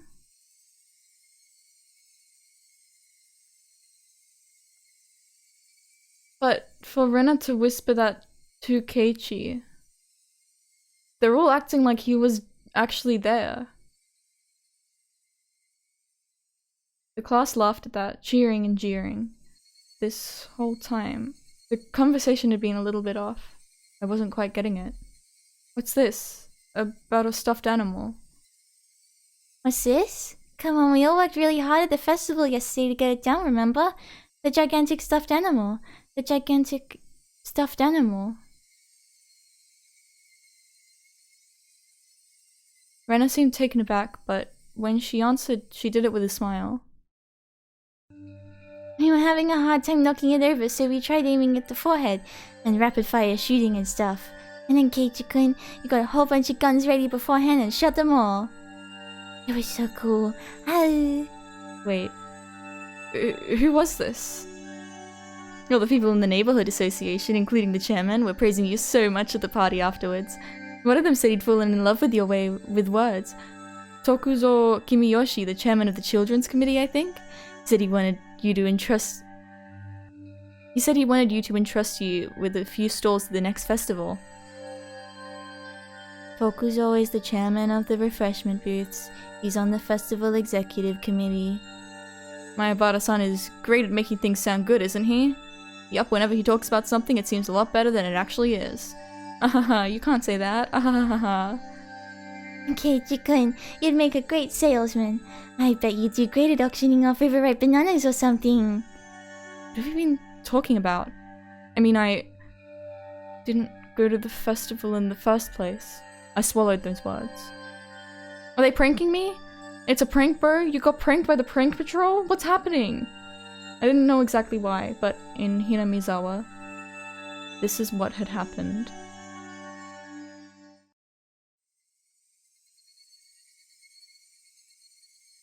Yesterday during the Watanagashi festival, Keiichi Mayabara had appeared, and he had romped about with all the usual members of his club. He made a big scene at a few of the stalls, snatched a few sticks of takoyaki and okonomiyaki in his glee, rating each of them as delicious or terrible to get everyone excited. And they'd seen a gigantic stuffed animal at the target practice game, and everyone went after it. And then I got a whole bunch of the cork guns, firing them in rapid succession, throwing each one away after using it. And admirably, I shot down the biggest stuffed animal there. I need to check my notes. Episode 1. What the fuck is happening? Dude, what the fuck?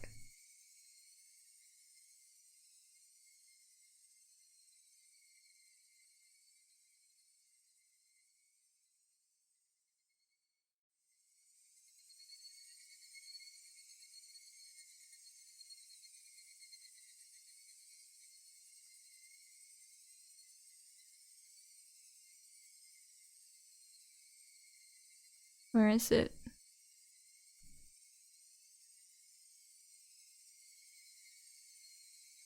Have to... No?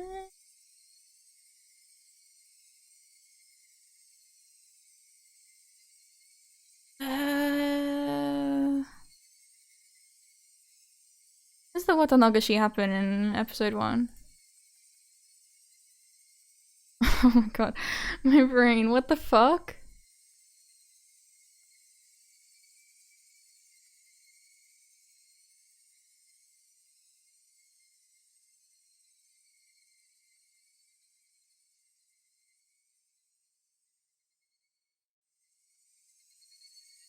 Okay, this is the watanagashi. I guess Oh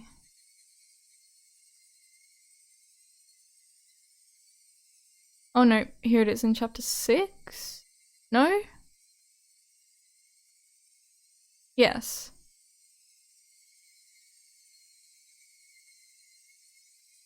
Yeah, I mean I didn't take note of how exactly Keiichi won the game. But he did shoot a bear down.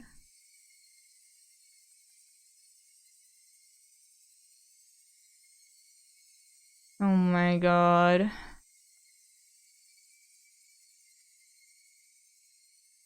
What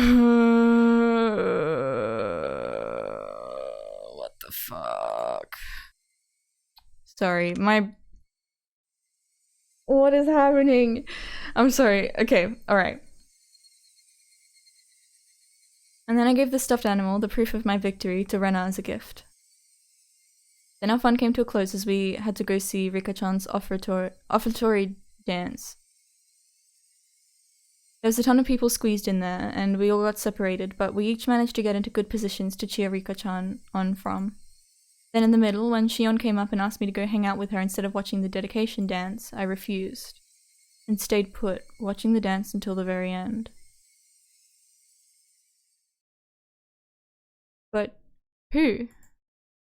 Who was that? Well, everyone's been saying it, haven't they? Keiichi Maebara. I managed to yell in anger at my classmates for having so much fun talking about the festival yesterday with Keiichi Maebara. What the hell are you guys even talking about? Far stronger than that feeling, though, was the sheer uncanny nature of this reality I couldn't understand. A Keiichi Maebara who wasn't me was in Hinamizawa yesterday. As I threw away my humanity, turned into a demon, and was busy beating Satoko's uncle to death, I was having a great time at the festival last night. What the hell? I had to suffer through so much. Desperately holding back tears, getting so worn out in that downpour, digging holes, chasing, beating, killing, dragging, and burying. Who was this Keiichi Maebara who had ignored me so and spent such a fun, carefree time at the festival, damn it? Who the hell stood in for me as I put my life on the line working so hard to achieve this treasure-like everyday life? If there was another Keiichi Maebara besides me, then what was I? On the night of Watanagashi, where one died and one disappeared, in accordance with Oyashiro-sama's curse, there was only a demon who had killed someone. Dumbfounded, as I succumbed to a horrifying possibility, I looked around at my classmates. To make sure there was nobody extra I didn't recognize among them. To make sure I wasn't among them. It was a horrifying thought, that the real Keiichi Maebara hadn't overslept and had come to school on time, and that I, who was no longer Keiichi Maebara, had just waltzed in here. But no matter how much I checked, the only people here were ones I knew. The man I met every time I looked in a bathroom mirror was not here. Okay everyone, time to start afternoon classes. Please take your seats. President, please lead the class. What the fuck is happening? What the fuck? The teacher entered and everyone hurried back to their seats. Upon finding me, who was so stupidly late, she gave me a stern talking to, but I wasn't listening to it. Wasn't our old life supposed to start today? Something wasn't right. It was just strange. I was supposed to go back to my old fun life after yesterday. I had set foot in an incomparably mysterious world that was completely different from both my old life and my recent one. Yes, this was without a doubt a different world than the one I'd been living in until now. There was no way such an absurd thing could be possible. Didn't it say, like, at the start that this is, like, the most difficult one? Like, the difficulty is, like... The difficulty is get fucked. But unless it was true, I couldn't explain anything that just happened. In this classroom, I was surrounded by so many faces I knew, and yet I felt isolated. Are they all, like, are they all in on it? Do they all know? Are they all like, yeah, kill that guy? The cicadas sounded so different than they had before now, but they seemed somehow false. Also, where's Satoko? The air was parched and dry too, making me think. Was the air in Hinamizawa always this uncomfortable?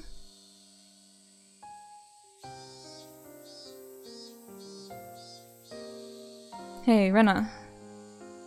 What is it? We're in class. About the festival yesterday. About when would you say I got there? Huh?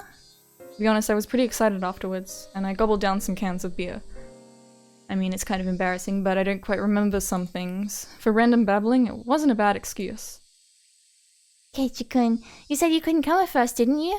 You called Mi-chan's house about it, right? That matched. I called Mion and told her to take Satoko in my place, since I wouldn't be able to meet up with them due to things I had to do. We all decided while we were setting up for the festival that we'd invite Satoko-chan. We wanted to bring her out someplace where she couldn't see her uncle for a little while. That was the same too. Mion said that when I called her, that everyone had already decided to invite her. And then we all went, me, Mi-chan, and Rika-chan to Satoko-chan's house and brought her out. Satoko-chan's uncle seems like a really mean person. That part didn't matter. What I was trying to ask was, when did I meet up with you? How could you forget that? Keiichi-kun, this is why I said to get a good night's sleep before the festival. Whatever. When did I meet up with you? Well... At my sudden threatening demand, Rena was at a loss for words. Oops, I shouldn't have rushed that. I told her I was sorry. It was at the shrine grounds. It was unexpected. You were talking to Rika-chan, weren't you? Yep. You're having a fun talk with Rika-chan in her shrine maiden outfit.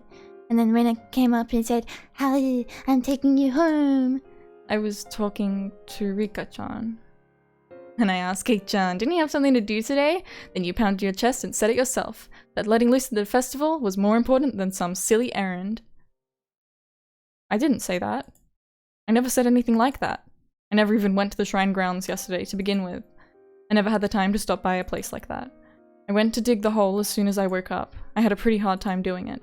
After that I snuck into the school and made a call. I called him out and lay in wait. Then it started raining really hard. With that kind of downpour, the festival should have come to a halt. In other words, it ended then. From the time the festival started to when it ended, it would have been impossible for me to have swung by the shrine grounds. I was already there when Mion and the others dragged Satoko out and brought her to the shrine, and I was talking to Rika-chan. Then, where would Rika-chan say we met? The teacher went out to wash her hands, so I ran over to Rika-chan's desk and asked her directly. With you? Yeah. We were talking to each other before Mion and the others got there, right? When did we see each other? When and where? I don't know what you're trying to ask. You know, yesterday I didn't really get enough sleep and my head's a bit fuzzy. I don't remember a thing. Looked like Rika-chan bought into my babbling. We saw each other when the mayor and the others came out of the assembly hall. You were in front of the ritual implement storehouse. Huh? What? The ritual implement storehouse? I'd never heard a building called that before. Maybe I have, but at the very least, I wouldn't know where on the shrine grounds it was. The mayor got real angry at you since you shouldn't go near holy places without authority, remember? Keiichi, did you forget that too? I was too scared to ask anymore. The more I asked, the more it became clear without any doubt that Keiichi Maebara was present at the Furude shrine grounds during the Watanagashi festival. The clearer that became, the more doubts, no, fears I had. Who on earth was I yesterday? Whoever that was, he had a good time in my place and managed to go the entire day without letting them notice I wasn't there. Oh, right. When did that person leave everyone? This morning my mother got mad at me for having stayed out so late last night, which meant at the very least that Keiichi Maebara hadn't come home while my mother was still awake. The festival would have been closed because of the downpour. If I recall right, when I went back to the house's storage room to get another shovel, I think the clock said 7. Since it was already raining hard by then, the festival would have had to close down before 7. If I'd returned that early, I would have definitely run into my parents. Or at the very least, they wouldn't have asked me when I got back last night. So the Keiichi Maebara from yesterday, that meant he never went home. That meant the downpour happened, the festival was broken up, everyone left. But he didn't go back to the house. That means... When I arrived at the natural conclusion, a wicked chill suddenly froze my spine and climbed up to my brain. That meant Keiichi Maebara was the same as Satoshi. One day, he never went home. On the night of Watanagashi, he never went home. Fuck.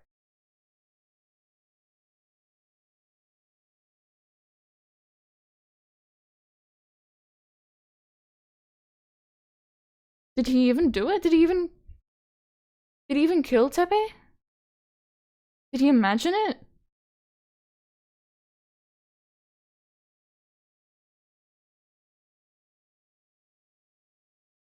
My fucking brain, dude. It couldn't have been Satoshi because but people to think that it's Keiichi Maebara, he's gotta look like Keiichi Maebara. Like exactly the same, because why would his closest friends get confused about that? Then who... Oh my goodness. Oh my goodness. What the fuck? The downpour interrupted the festival, and on the way home he suddenly disappeared, and I, who was dealing with the corpse, went home without a problem. I was so tired I wasn't even hungry, so I went up to my room without a sound and crawled into my futon. Who was I? That much was obvious. Keiichi Maebara. Keiichi Maebara was me. There may have been another one, but that doesn't negate the fact that I was Keiichi Maebara. Then that other Keiichi Maebara was... what? The voices of the cicadas, steadily filling the classroom, were beginning to bother me. Suddenly, I laid eyes on Satoko. Satoko's expression was dark as always. She seemed completely exhausted, at a life of agony she couldn't even imagine an ending to. What had last night been like for Satoko? Did she have fun with everyone and feel a little happier, if even for a moment? And when she went home, the end of her dream, she'd probably gone to sleep afraid of when her uncle would return. And then, this morning, her uncle hadn't come home. And then she went to school. Right now, she must have been still trapped by the rotten idea from which she couldn't be saved, that her uncle would need her when she got back. But you can rest easy, Satoko. Your uncle won't ever be coming back. I couldn't tell her it was because I'd killed him. When Satoko realized on her own that her uncle would never return, then that would truly be the end of the long, insane night. That's right. I didn't do anything wrong. I did the best possible thing I could have as Satoko's Nini. Not an atom in my body regretted it. And look, calm down and think, Keiichi Maebara. From a certain point of view, isn't it convenient there was another Keiichi Maebara? I buried the corpse perfectly. A beginning wouldn't happen. But if worst came to worst and it got out, and the investigation got to me, I now had a strong alibi, able to profess the fact that I'd been at the Watanagashi festival. But accepting something so creepy and using it as an alibi... Still, if I proved I hadn't gone to the festival yesterday, it would do no good and a whole lot of harm. That was what left the really, actually bad aftertaste. You'll forget about it, Keiichi Maebara. Everything that happened before today. So just forget about the Keiichi Maebara who was there yesterday too. Instead, let's watch gently over Satoko for the day her smile returns, and the day that would mark the end of that insane, all too long night. That's all for today, class. Please go straight back to your homes, everyone. President, if you would. Everybody stand up, at attention, bow. Goodbye. I thought about many things and saw my thoughts dispersed by many other things. I didn't know whether or not that time had been spent worrying or daydreaming, but either way it came to an end along with the class. Chiefly, our classmates got their things and ran for the hallway. Mion, Rena, and Rika-chan were packing up as well. What about Satoko? This whole day, she seemed deflated. Well, her uncle may not have returned last night, but she wouldn't have known he'd never return. How much I wanted to express that fact to her.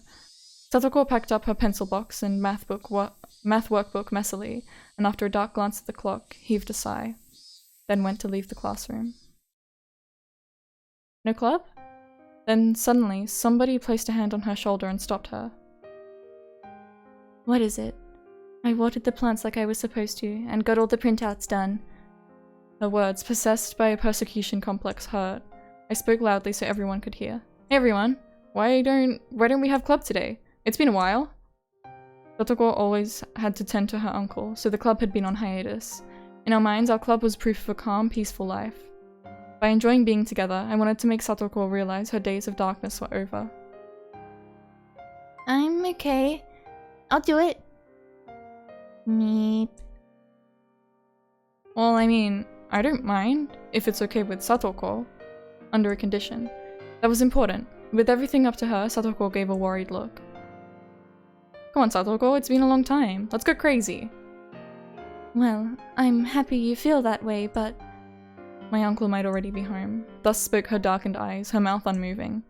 You've been choking on life every day for a while. You must be about to suffocate. It's not good for your mind or body. Once in a while, you've got to have some fun. Please, leave it alone. It's not like I don't want to do club again. With one word, but... She looked down. Satoko, you know as well as anyone that it's more fun being with everyone, right? We're friends. That means we can spend time with each other. I mean, you had a great time at the festival yesterday with everyone, didn't you? Rena nearly said something, but she was too late. Keiichi-san, what are you saying? My arm on her shoulder seemed to weigh her down, and she threw it off.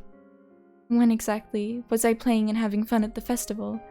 The only one having fun was you, Keiichi-san. Huh? I looked over to Mion for help, but now everyone was looking down. My instincts told me that Satoko hadn't gone to the festival.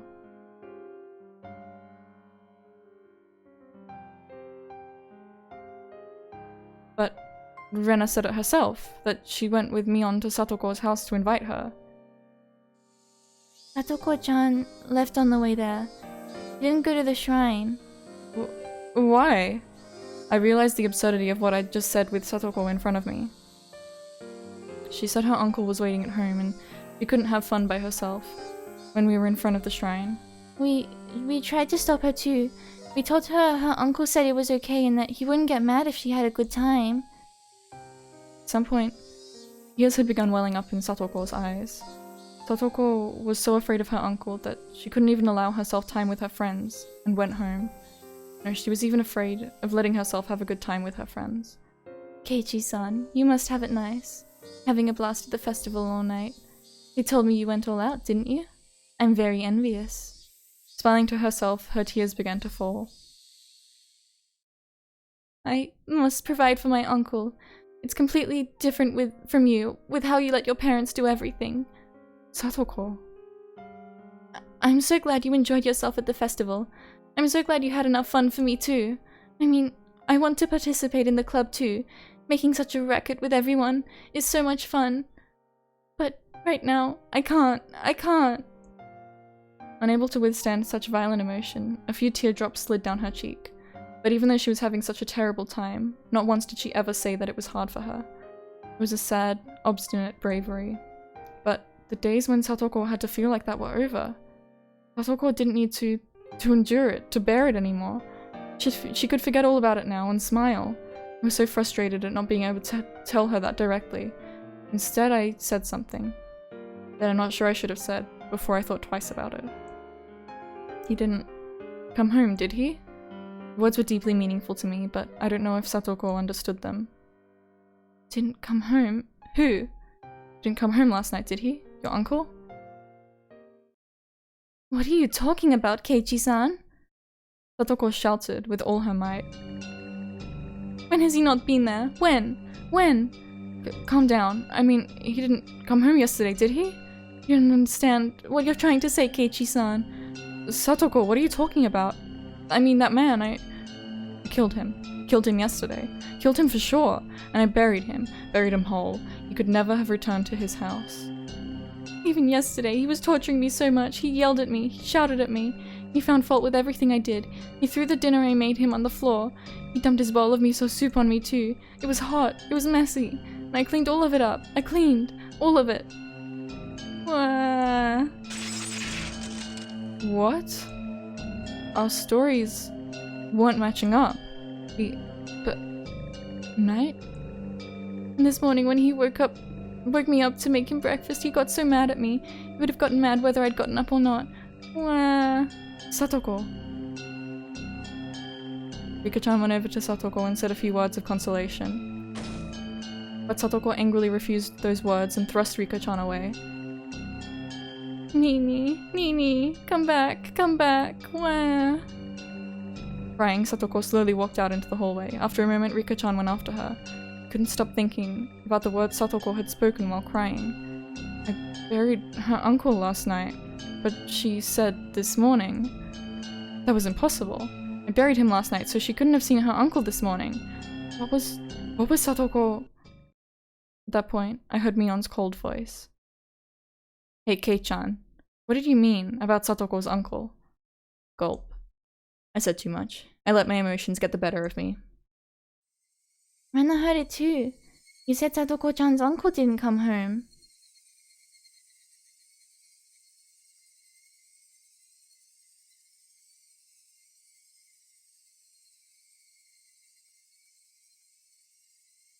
What the fuck?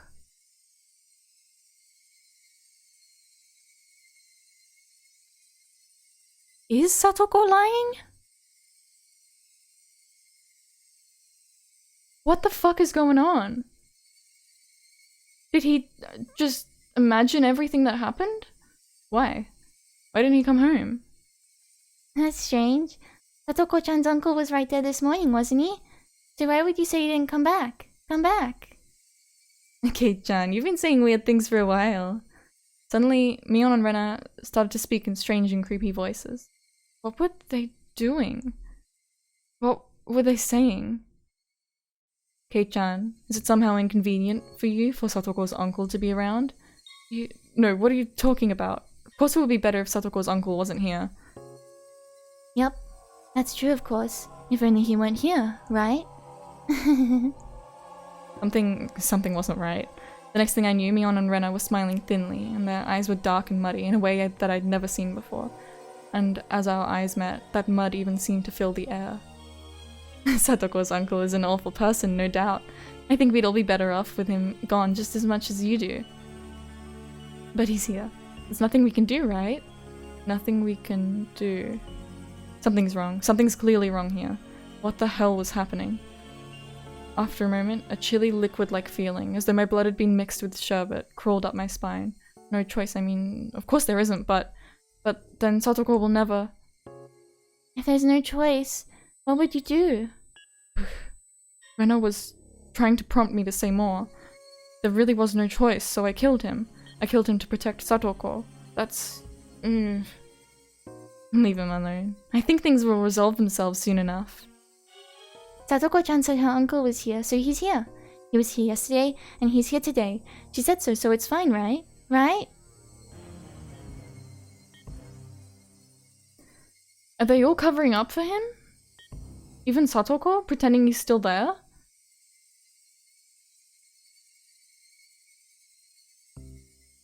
Mion and Rena were speaking unbelievably dismissively. How could they be talking like that? Mion and Rena, they were my friends and were seriously worried about Satoko's abuse, weren't they?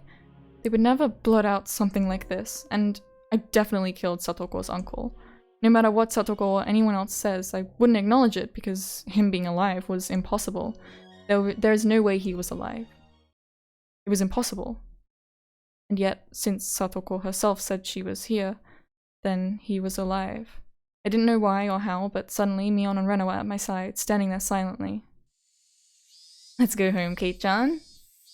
After we leave, Rena wants to go treasure hunting for the first time in a while. Mi-chan is coming too. Are they gonna talk to Keiichi about this? Kate-chan, you should come along. Of course, you're not allowed to refuse. If words could freeze blood, then there was no doubt that they would have frozen me solid. I could hear it, a strange sound like a layer of thin ice spreading, emanating from every joint in my body.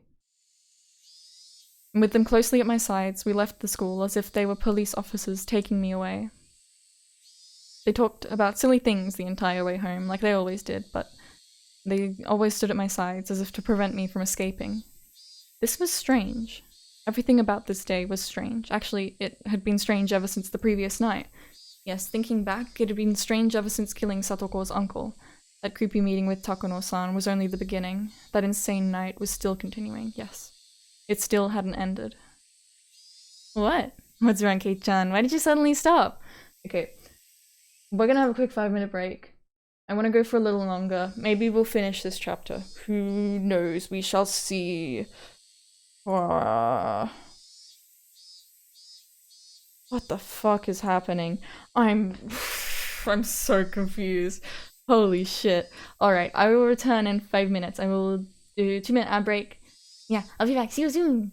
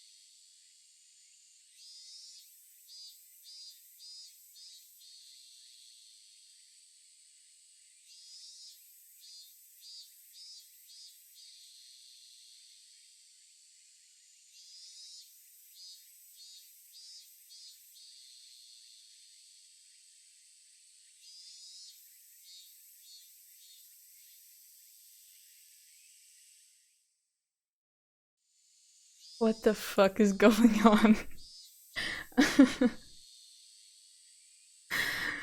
I'm so...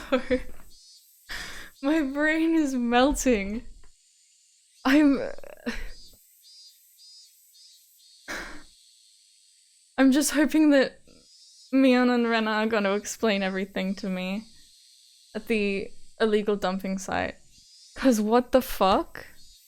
What the entire fuck?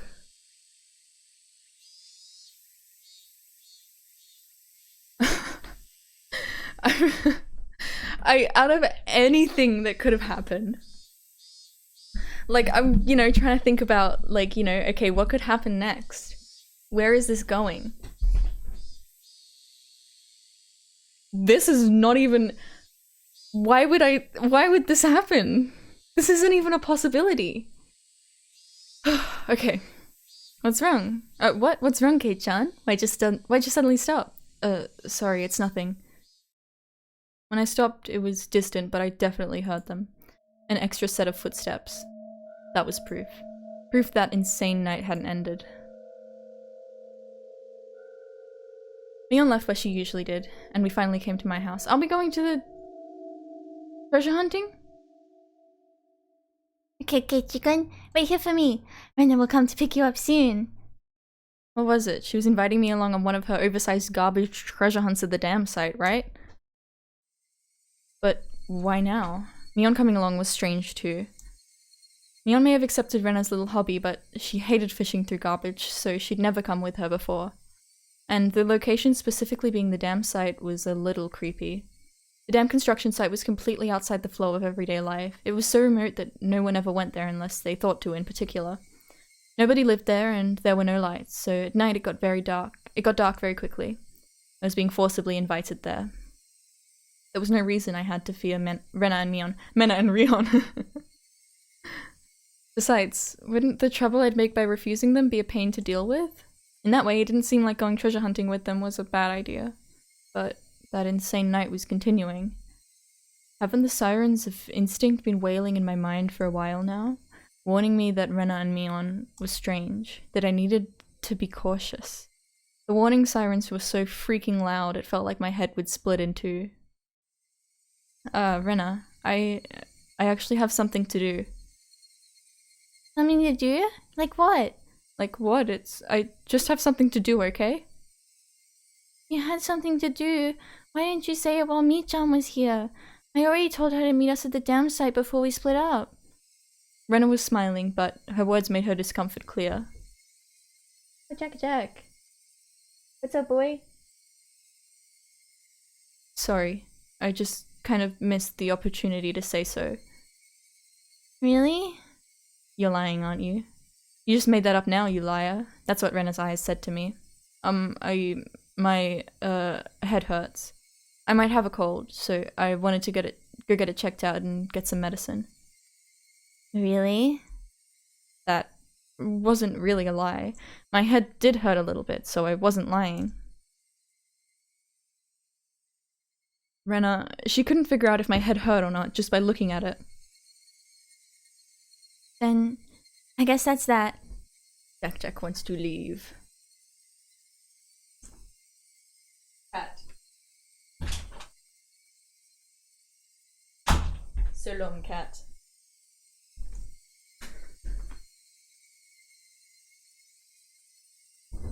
Wes fans, what the fuck is happening? My brain, I feel like Keiji right now. After staring me in the eyes for a few moments, she fired a sharp needle-like stare at me. The tension in my body loosened, and I felt like my knees might buckle. If you're going to a clinic, then you should go soon. Sometimes they close early. Thanks. I'll do that. Make sure you go, okay? To the hospital. I will. Go, for real. I will. It seemed like Rena had realized that I was going to refuse her invitation for a while now. With how serious she looks, she might actually call the clinic later to make sure I went. I couldn't say anything careless. Lying about getting checked out was just an excuse to decline her request in the first place. It didn't matter whether I actually went. Yeah, I'll go. If you want, I can bring you the bill tomorrow. Oh, that would be good. Be sure to bring it, okay? Rena will look at it then. Another tingle started crawling up my back. There was no ignoring it. Rena and Mion must have been monitoring my movements. That wasn't normal. Far from it. All of it was insane. I did what I did because I wanted my peaceful life back. But what on earth was all of this? It was far from peaceful. Something had gone mad, leaving the world out of order. It couldn't just... Is it just a prank? I mean, in the first episode, Rena and Mion did that kind of distasteful, like, we're gonna do to you what we did to Tomitake when he just clawed out his throat not long before.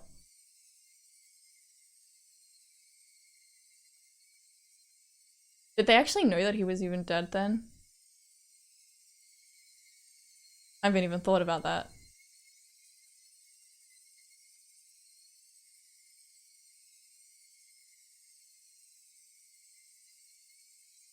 What the fuck? With the other Keiichi Maebara, with those creepy footsteps I've been hearing, with Rena and Mion acting so curious, and above all, with him being alive. Where was I? Hinamizawa village, Shishibone. I knew that much. Was this really the Hinamizawa I knew? Hey, Keiichi Maebara, where is this? I asked, whipping around before the front door to face the one who has been following in my wake all day. Nobody would have been there, of course. Keiichi Maebara, huh? That's what I just called him, the one who had been trailing behind me this whole time. That shadowy presence, always clinging to me, like it was constantly watching for the opportunity to change places. Footsteps always following me was another impossibility. It couldn't have been a ghost, so it was just impossible. So the strangeness must have been my ears, my head, or Hinamizawa. Everything I could see was the same exact Hinamizawa I knew so well, and that gave me the creeps. Eventually I decided to actually go to the clinic. I really didn't want to go outside. But a stronger feeling than that desire was the fear that Rena might actually be keeping an eye on me to see if I went to the hospital. But before I went to the clinic, there was something I wanted to make sure of. It was at school. I pretended I had forgotten something, and was going back to the classroom to pick it up. As soon as the thought crossed my mind, I was overwhelmed by paranoia. I was just going to the classroom, but I hated it so much, having to be so careful to fake it. After carefully verifying once more that nobody was watching, I went over to the locker. Yes, Satoshi's locker. I committed the crime with the bat I found in this locker, Satoshi's bat. And then I had thrown the bat into the swamp, which meant the bat shouldn't have been inside, but what if the bat was still in here? It was a very dreadful, incomprehensible idea, but if it was true, it would explain a lot. If the bat was in here, yesterday's events would have all been a delusion. No, an illusion. I hadn't killed anyone, and I'd gone to the festival. I had a great time rampaging about with everyone.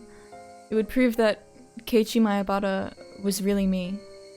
Proof that I was only under some strange assumption that I had killed Satoko's uncle. Proof that it had all been a wild fantasy. His bat's not gonna be there. That would explain everything. Nothing happened yesterday. I had just gone mad, unable to separate my shocking, uncle-killing dream from reality. That would explain everything. If the bat was here, would I be able to accept that reality? If it was here, nothing will have changed. If it was here, it would just mean I'd gone crazy. Preparing myself for the worst, I opened the locker door. I was actually scared of opening it slowly, so I threw it open with a bang. Just like the first time, the choking scent of smell and sweat like a stale towel came flowing out. There's a baseball uniform, and some miscellaneous other things, like notebooks. There was also a shoe pouch. And as for the bat, it wasn't here. It was how I left it when I took the bat out. There's no doubt yesterday really happened. Now that I knew I wasn't a lunatic, I felt relieved. But at the same time, if I wasn't the crazy one, then Hinamizawa was, and that was evidence of a reality I found just as difficult to accept. There was noise, somehow, creeping into everything I saw, and the world was losing a tiny bit of colour. So what did I know about last night now? Now that I'd made sure the bat wasn't there, I didn't need to be here anymore. Shall I go? For real, to the hospital. It was my first time going to the hospital, but from what I'd heard, it wasn't far from school. My mum had told me where it was. A big, easy-to-see road went straight there. I went past the shopping street, made a turn. It wasn't overly hard to spot with the sign Irie Clinic written on it. There was one other person, an older man, there in the air-conditioned waiting room. I went up to the counter and told them it was my first time here. The man behind the counter glanced at the clock and said there would be a short wait. It was almost 5. Clinic hours would be ending soon. I sat in this unfamiliar waiting room, isolated from everyone, and let myself feel the cool air. I actually felt relieved. What should I tell the doctor when he comes? I could tell him I had a cold, but I was the very picture of health. Actually, I wanted him to check my head. I wanted someone to confirm for me whether I was really sane or not. Keiichi Mayabara-san, please come into the examination room. Huh? The voice from the other side of the examination curtain. I thought I'd heard it somewhere before. Whoa, look at you, doctor! Whoa! Okay, that he's so shape. Look at that cool, like, vest. What the heck? You let him have this much swag. That's not allowed. Hello. This is the first time we've seen each other here. Coach, you were a doctor? Now that you mention it, he did seem to know his way around when he was looking at my shoulder in the nurse's office. It would make sense if he was actually a doctor. Come to think of it, our teacher called him Irie-sensei, didn't she? Well, yes, I'm more or less a doctor here. And doctors have it really good, you know? You get to see and touch all that young, silky smooth skin. I could steal their agency with a suspicious injection and have them be my personal maids. Well, at least Coach is the same. Thank you very much. Just seeing that made my cold go away. I'll be leaving now. Light bow. Whoa, wait. Mayabara-san. A joke. It was a joke. Come, sit down and let me take a look at you. I'll need to use my stethoscope, so show me your silky smooth chest, Mayabara-san. For some reason, I felt really relieved. After that insane night, as much as I thought everything had gone crazy, Coach was here doing the same thing he always did. I was very happy for that. You don't seem to have a cold. Actually, those scrapes and cuts all over you seem to be the painful thing. Don't tell me you were playing in the bushes with short sleeves and shorts. Hold on, my cats are fighting.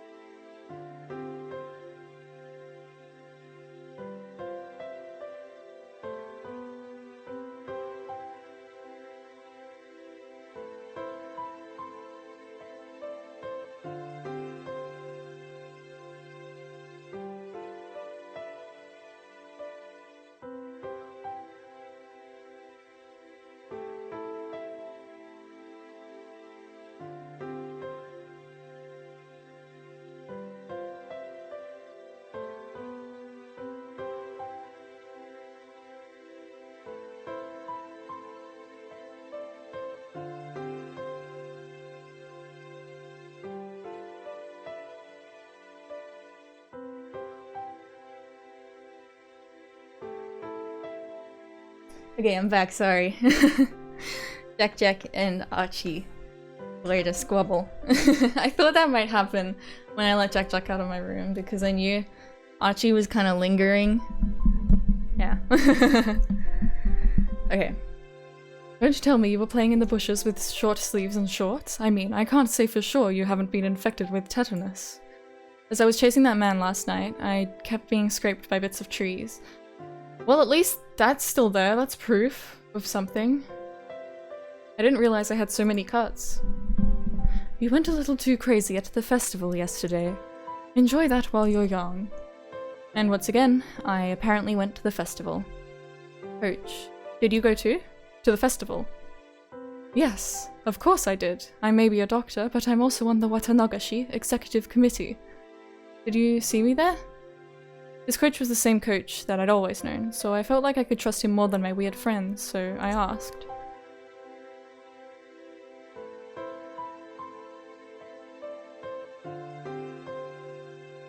Well, actually, I was drinking in the main tent with the chairman and the others the whole time. I didn't go out to see the festival at all. I don't think I saw you. Oh. That was a strange question. Perhaps you didn't sleep well last night. You can't do that. You have to sleep and eat well to grow up fine. Coach let out a laugh. He didn't laugh in an unnatural way like Mion and Rena did. Coach was okay. He was the coach from the world I knew. He wasn't someone from this abnormal world. Well, this all might seem a little weird to you, but I want you to hear me out without laughing. Yes, go ahead. I greatly welcome any shy, bashful worries you might have as you come into puberty. Could it be possible that I have an identical twin? Coach hadn't expected that question at all, and couldn't say anything for a moment.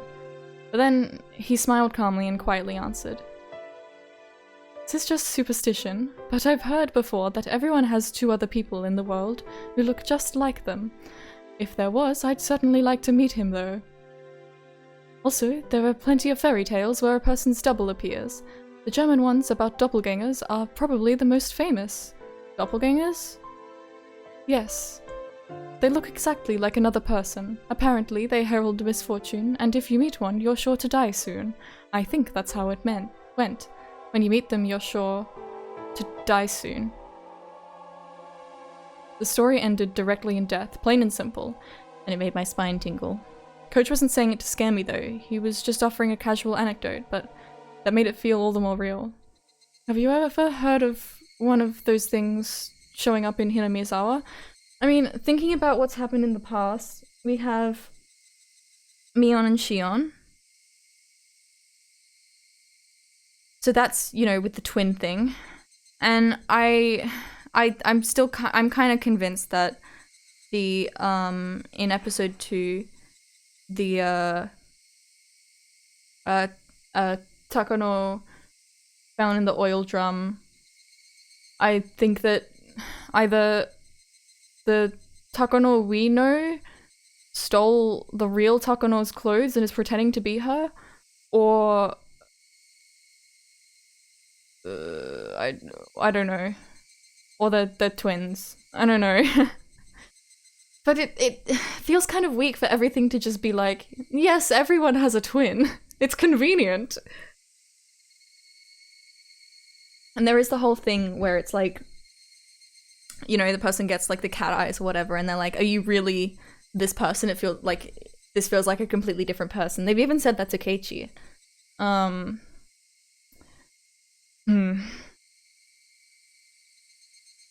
What? Well, I can't say that I have. Ha ha ha ha. Rich must have thought he was being teased, so he laughed in an exaggerated way. But when I didn't smile along with him, his laughter steadily grew fainter.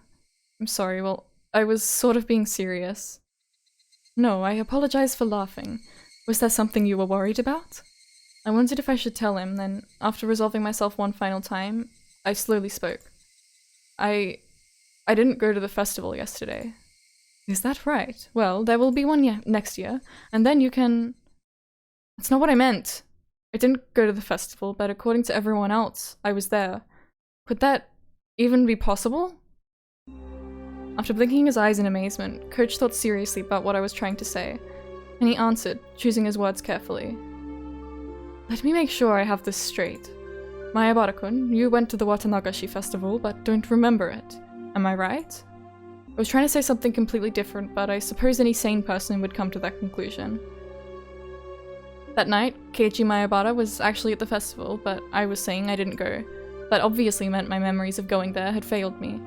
But that was absolutely impossible. That vivid act I had committed during the downpour couldn't possibly have been an illusion. All these scrapes on my body prove it, as does the fact that the bat wasn't in the locker. I mean, the bat could be missing... But, like, maybe someone wanted to play baseball. They want to go baseball.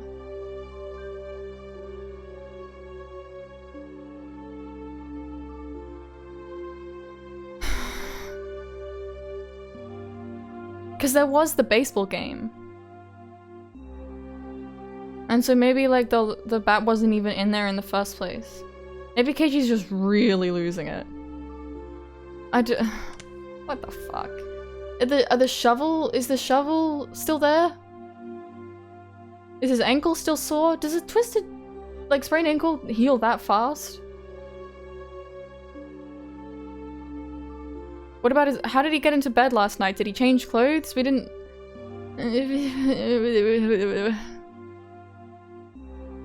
No, that's not it, Coach. I really didn't go to the festival.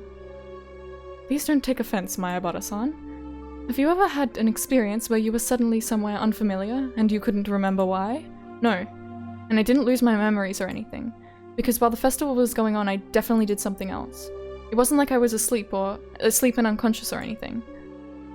You're certain you were doing something else? I know I'm being awfully rude, but are you sure you're not mistaken? I know I'm not. My memories are clear as day, and they were real.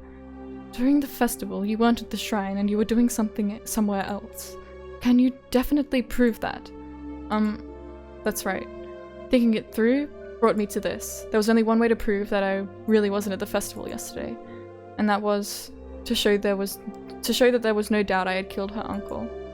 Coach saw me struggling to answer, and his eyes looked a little cold. I guess they would. After all, from Coach's perspective, I was just a weirdo who's sputtering nonsense. Would you like to lay down? Maybe you should relax and take it easy for a bit. Sorry, I didn't really come here to lay down. You seem to be a little worked up. Why don't I give you a sedative that will let you sleep for a bit? That way, I'm not being strange. I realized Coach was treating me like a deviant, so I raised my voice.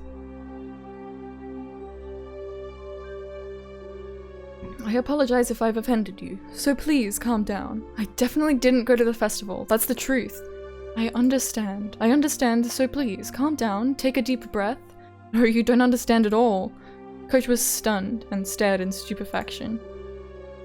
I do understand, Mayabara-san. You didn't go to the festival yesterday, is that right? I believe you. I believe you. Coach jotted down a brief note in his records. He was writing it in German, so that his patient wouldn't know what it said. But I could make a good guess as to what he wrote. You won't believe me until I tell you everything I was doing at the time, will you? No, I believe you. Please sit down. Before I said, I tilted my head back a little, the blood in my face all drained out, and I quieted down. After taking a deep breath, I made sure that I was calm now. It would have been impossible for me to be at the festival, because at the time, I was... Should I tell him or not? I really didn't want to go on living like this, feeling this horrible. And I said them, the final fatal words. Because I was killing Satoko's uncle at the time. I could smell the concrete in the room. I could feel the air around us sharpen. Nobody moved. Only the sound of the clock ticking told us time hadn't stopped. With his mouth wide open, Coach even forgot to blink for a little while. You killed Satoko-chan's uncle? Yeah. It's fine now, Keiichi Maebara. Don't hesitate. Admit it, with all your strength. Yes. Last night, I did it. I killed him. I spoke clearly and fluidly. I could easily tell that Coach's mind had gone completely blank. Why would you... No. That was a foolish question. I believed it was the most direct method of saving Satoko, so I carried it out. I don't have any regrets. I see. Coach smiled thinly and nodded a bit. So I couldn't have been at the festival. I left the brightness of my house for the darkness of the outside. After that I dug holes, made phone calls, I had my hands full. And then I attacked him, killed him, and buried him. It was pouring hard at the time. The festival started that evening, but was suspended due to the rain. There were no gaps in my memories. From the late afternoon until it started to rain, there was no time for me to possibly have gone to the festival. And those wounds, are they from that? Yes. There's a road through the forest near Satoko's house. I attacked him there. He ran, but I chased him and finally killed him near the road that leads to town. Is that true? killing her uncle. It wasn't some wild fantasy. I could tell that Coach didn't believe me, so I spoke slowly, not letting myself grow excited. It's true. I killed him with Satoshi's bat. I threw it and the uncle's motorbike into the swamp. If Satoshi's bat was at baseball practice, he might know because he was there at the baseball game. I threw it and the uncle's motorbike into the swamp. I dug a hole, killed him, and buried him. I did it all by myself. Satoko-chan's uncle drove past you on a motorbike, did he? Is his bike still there?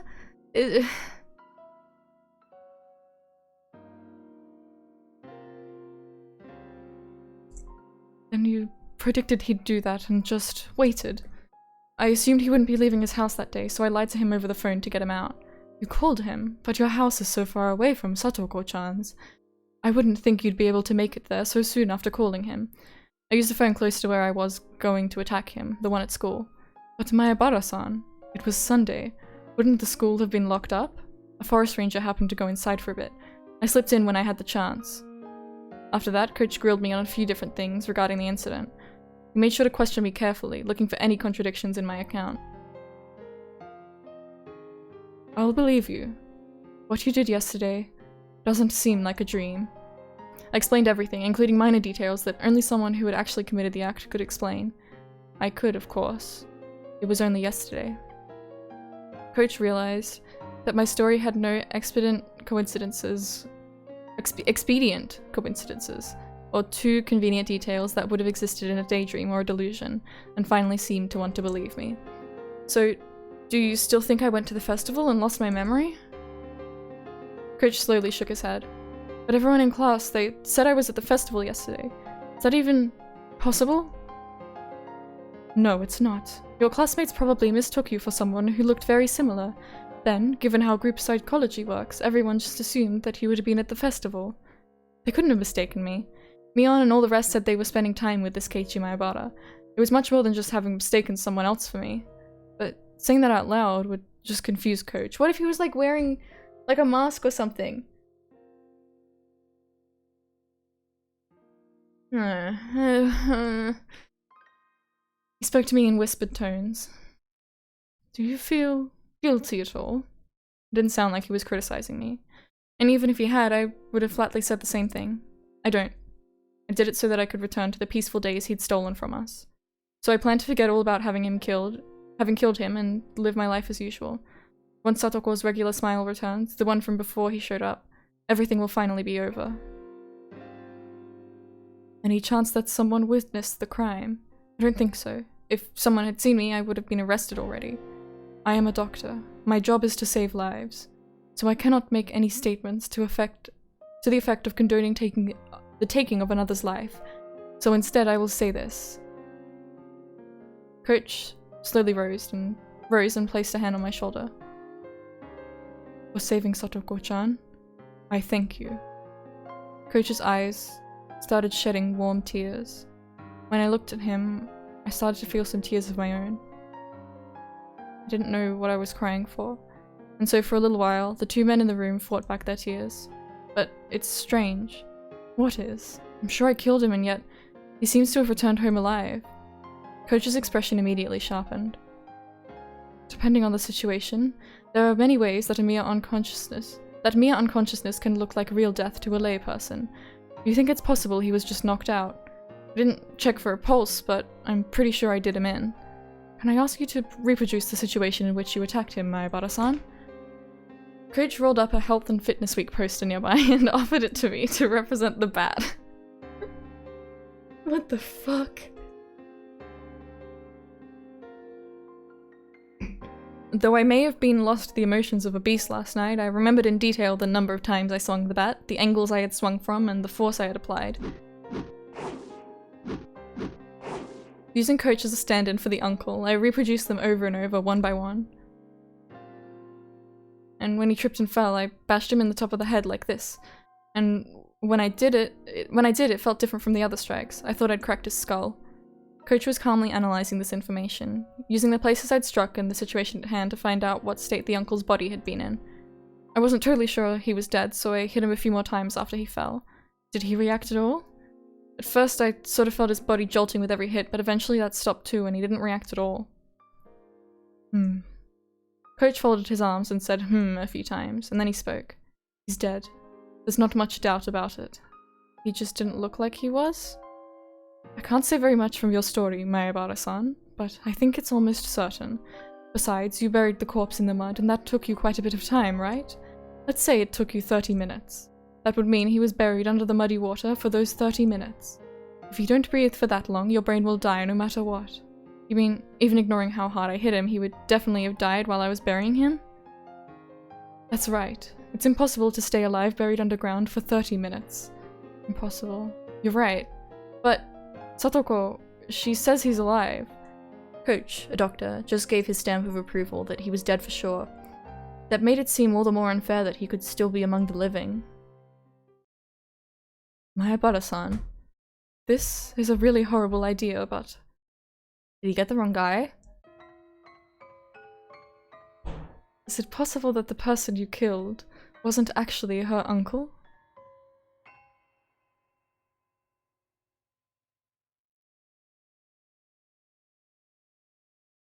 Huh? Right, that could be why. Cleared up the inconsistency of my definitely having killed someone, but him still being alive. There's no way. I mean, we were both at Satoko's house when she was bringing his alcohol inside, and there was a man who stuck his face out the window to look. Did he just assume that was him? It was him, right? Oh, fuck.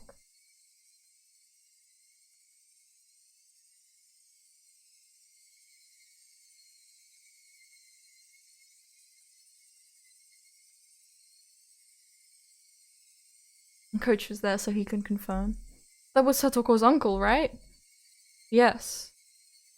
You're not wrong. It was that man. Would she have had more than one uncle or something? Not one that I've ever heard of. It's just him. Could you tell me what he looked like? Well, his height first. He was about 175 centimeters, maybe a little taller. In order to eliminate the worst possibility, that I'd killed someone else, Coach began to thoroughly compare what the man in his mind looked like with what I told him the person I killed looked like. Didn't he say that he was like something like 80 kilograms, pounds? I don't remember what it was. I'm also awful at weights. I'm awful at measurements. I'm awful at time. I'm Waz. I'm just a little guy. But no matter how in-depth my description went, none of the characteristics differed. The uncle's traits, according to Coach, were all exactly the same as the person I'd killed. And what if it's a twin? Everyone's got a twin. But those traits were all extremely vague, and they weren't particularly distinct at a glance. Is there anything else about him that would let us identify him for sure? Now that you mention it, I've never seen it, but I believe Satoko-chan once said a long time ago that he had a tattoo of a tiger or something on his back. A tattoo? That was really important. Not everyone had a tattoo. If I found a tiger tattoo on the back of the man's corpse, it would be proof I'd killed the right one. At the moment, though, there was one other thing that would verify this. To go to Satoko's house and see for myself if the uncle that had returned home. To see myself the uncle that had returned home despite having died. But that was far more terrifying than digging up the body and looking at its back. Without even looking at the tattoo, I knew for sure the one I'd killed had been Satoko's uncle. I cracked his head open and killed him. And yet, he'd gone back home. There wasn't any misunderstanding or even the shadow of a doubt in my mind about having killed him, and yet it was impossible for him to exist. Kind of like how Keiichi Mayabara had been at the festival, despite it being impossible. That small commonality made me feel as though a faint but bizarre force was permeating this insane Hinamizawa. I wonder, what on earth could have happened, despite you not going to the festival and killing Satoko-chan's uncle? You were at the festival, and the uncle you killed is alive. None of this makes any sense. When I look at everything that way, it's almost like I'm just having a nightmare and there's no killer at all. But it's the truth. The sensation as I used my own hands and that bat to bash him again and again, it was no illusion or dream. Coach let out a slow sigh, then after looking at the clock, got up. Let's go over this all a little more seriously. If you'll excuse me, I'll go put on some tea. Clinic's about to close after all. I need to let the other employees leave. Coach stood up and went out into the hallway, leaving me alone. The clock was about to strike 6. I was at the festival, and the uncle I'd killed was alive. Did I really committed murder yesterday? The only whisper of a fact that proved it happened was the absence of that bat from Satoshi's locker. In any case, I was glad that Coach had taken my nonsense seriously. I just confessed to murder. Normally that would frighten a person away, but Coach didn't run. He cried with me. I was glad he did. Like so, my tension... Sorry, I just saw the word urinate and I'm like, what the fuck? My tension smoothly melted away and I suddenly realized I really had to urinate. I thought to use the restroom while Coach had stepped out. There was one across from the waiting room. As soon as I left the room, I saw Coach and 2 male doctors wearing white clothing standing in the shadows of the hallway nearby. I didn't particularly intend to eavesdrop or anything, but I was quite surprised upon noticing how uneasy they seemed. I hid behind the wall and quietly listened in. Is he telling them that, hey, this kid here killed someone, he's confessing to a crime? It seemed like Coach was giving directions to the 2 doctors. Black tea? I'll make some.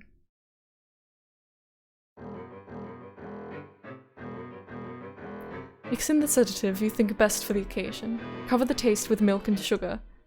He may grow suspicious at the sudden onset of drowsiness. It's possible he may get agitated and become violent. We will handle that. How many male staff are still here? 1 mountain dog. 1 mountain dog? Including us 3. What was all this? I think I was already agitated despite what Coach said. Is that like a saying? Or... I'm like, do I look that up? Or if I look that up, is it gonna spoil Higurashi? I think I was already agitated despite what Coach said. Is that it? Was it just a casual conversation? And it was only sounding unbelievable to me? Coach said he would bring some black tea and left the room. And then in the shadows he was telling his subordinates to put some kind of sleeping powder in the tea? Plus they were getting extra help, in case I thought the sudden sleepiness was suspicious and started getting violent?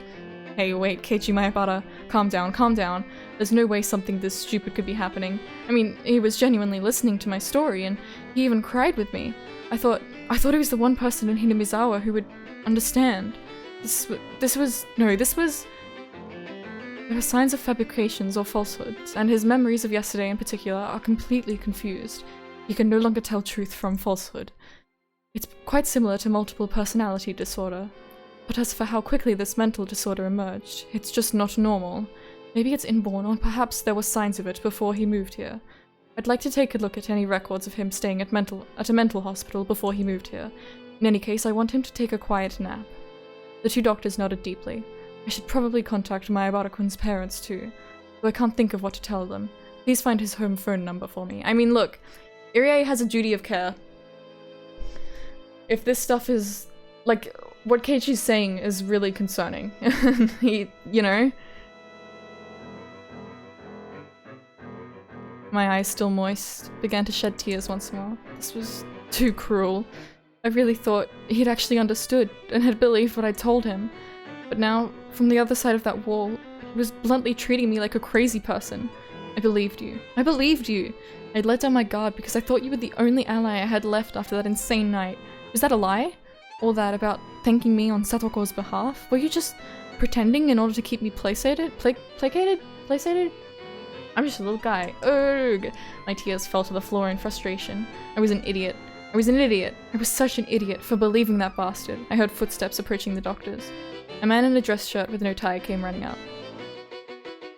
Dr. Irie, it's terrible. They found Takano-san. Takano-san? Wait, where? Well, apparently they discovered her burned corpse in the mountains in Gifu. She's dead? Takano-san? The men, all surprised, exchanged glances. Dead? Takano-san? Hey, wait, so then, does that mean when I cursed her wishing for her death, that wish was granted? What do you mean, burned corpse? Was it an accident? According to the statement from the prefectural police department, the possibility is extremely high that she was murdered. As I cried, I laughed quietly. Serves you right. Serves you right. If I hadn't run into that woman, my murder would have been perfect. But she just had to come driving up to me and tried to coerce me like that. I regretted not having killed her on the spot, but now she was dead anyway. My curse, my wish for her demise, it was fulfilled. Serves you right. Serves you right. Risa-san died, and Takano-san died.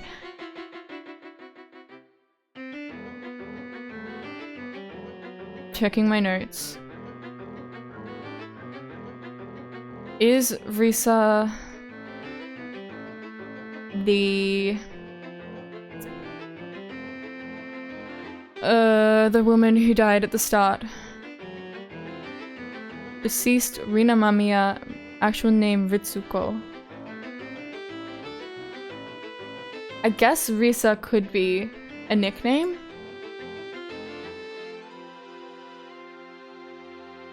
There's also Tomitake, but he's Jiro Tomitake. But that's a pen name, I think. What on earth could be happening in Hinamizawa? Don't tell me that this was all Oyashiro-sama's curse for this year. Risa-san, isn't it Teppei Hojo?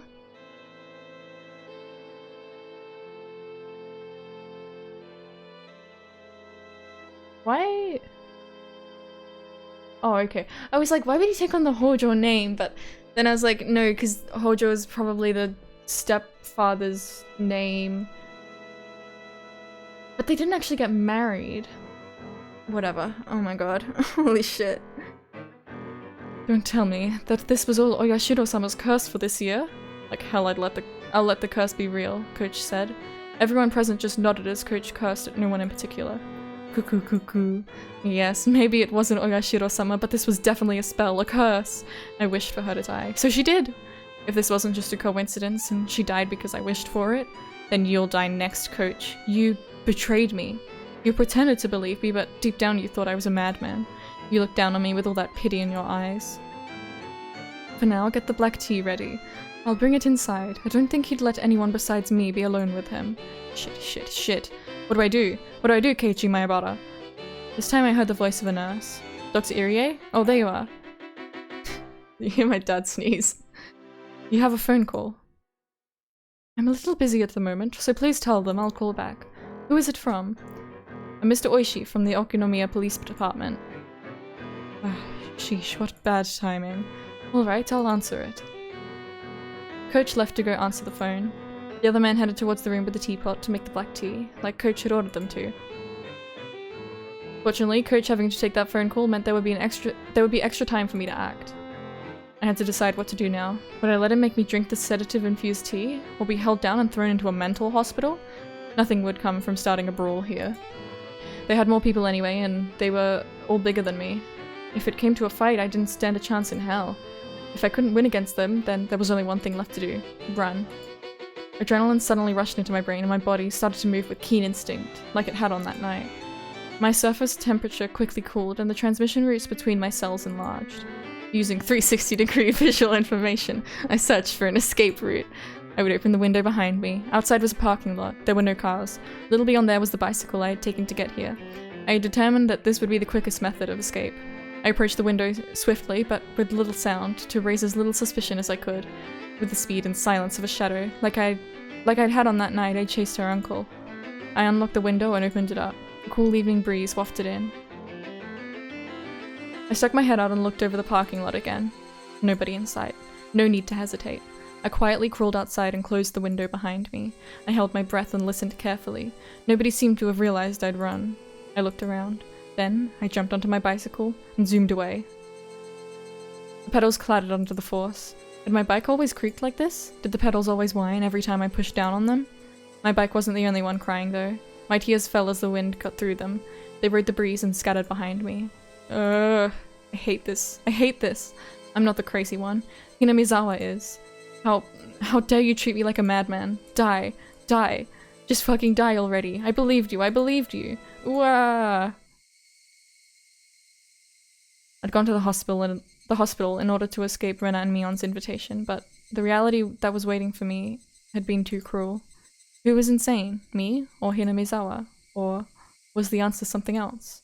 I started having trouble breathing. I didn't have any clue what was happening anymore. The loud chirps of the Higurashi were irritating me. Were even the Hinamizawa Higurashi I knew so well calling into the wind? No, that wasn't quite it. They weren't calling. They were crying. The pained wailing of those lost in some kind of rhythm, in another world, no longer able to return to their own sunlight. I didn't do all that to end up in a world like that. And actually, at about this time, I might have been having fun with everyone else. Satoko would have gotten her smile back after realizing her uncle wouldn't ever come home, and she might have even shown it to us at our first club meeting in a while. That was the kind of world I wished for. So, what was this? Why did I end up in such a strange, ghastly world? Someone I'd killed was living like normal, and I'd enjoyed myself at the festival despite not being there. I don't want it. I don't want this strange world. When did it start to go wrong? When? When? No matter how much I thought about it, I never understood. I rode swiftly and returned to my home. It had begun to rain during my journey back, and just like yesterday, I was now soaked. But I didn't care about something so trivial right now.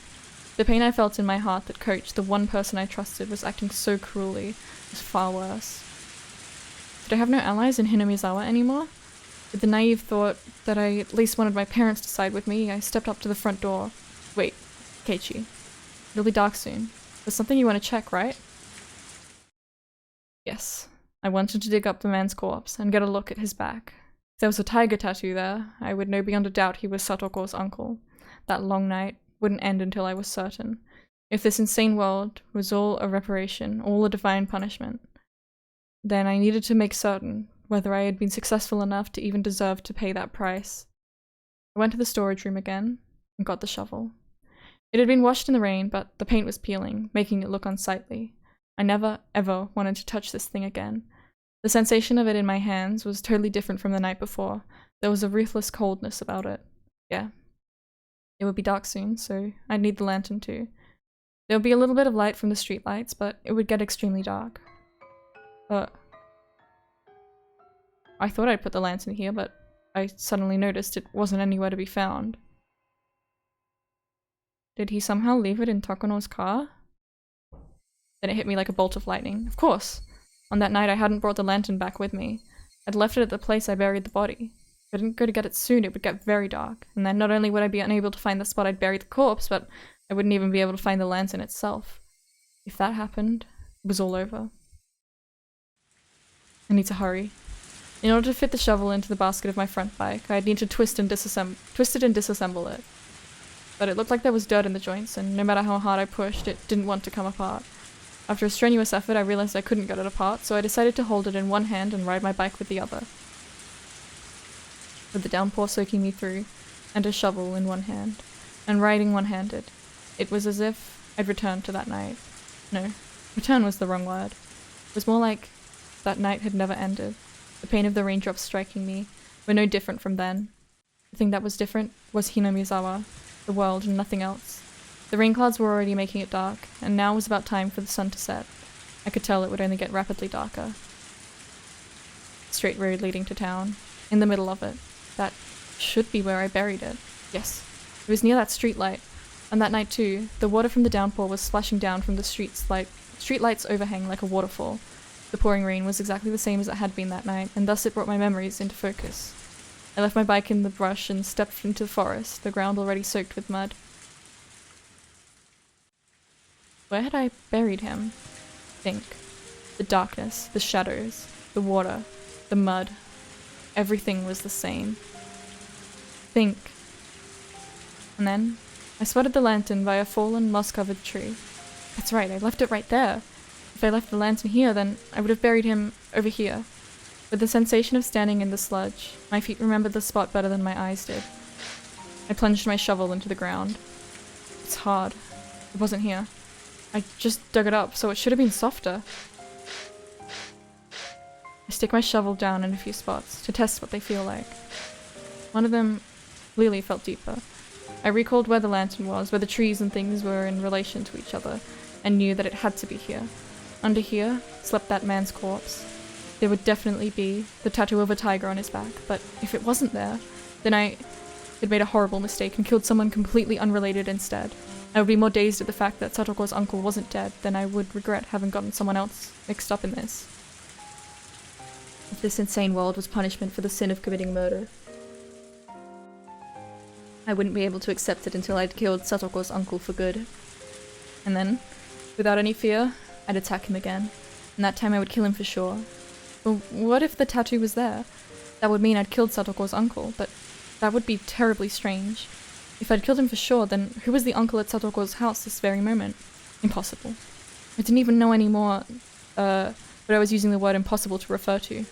I've used the word quite a few times today. If I had to make the words impossible fit just one thing, what would it be? That much was obvious to me. It would be impossible for this crazy world to be real.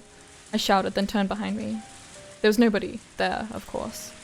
It hadn't been bothering me for a while, but those footsteps had followed me this entire day. Even just now, an extra set of footsteps had splashed behind me. No one was actually there, no indications of anyone even. But they were there. Who are you? You've been following me ever since I came to this world. That's right. Thinking back, the first time I heard those footsteps was after Takuno-san and I had parted. Those footsteps were my welcome into this strange inside-out world. No one could be there. I'd get no response. Whoever it was, they just kept staring at me. It wasn't ominous, just unpleasant.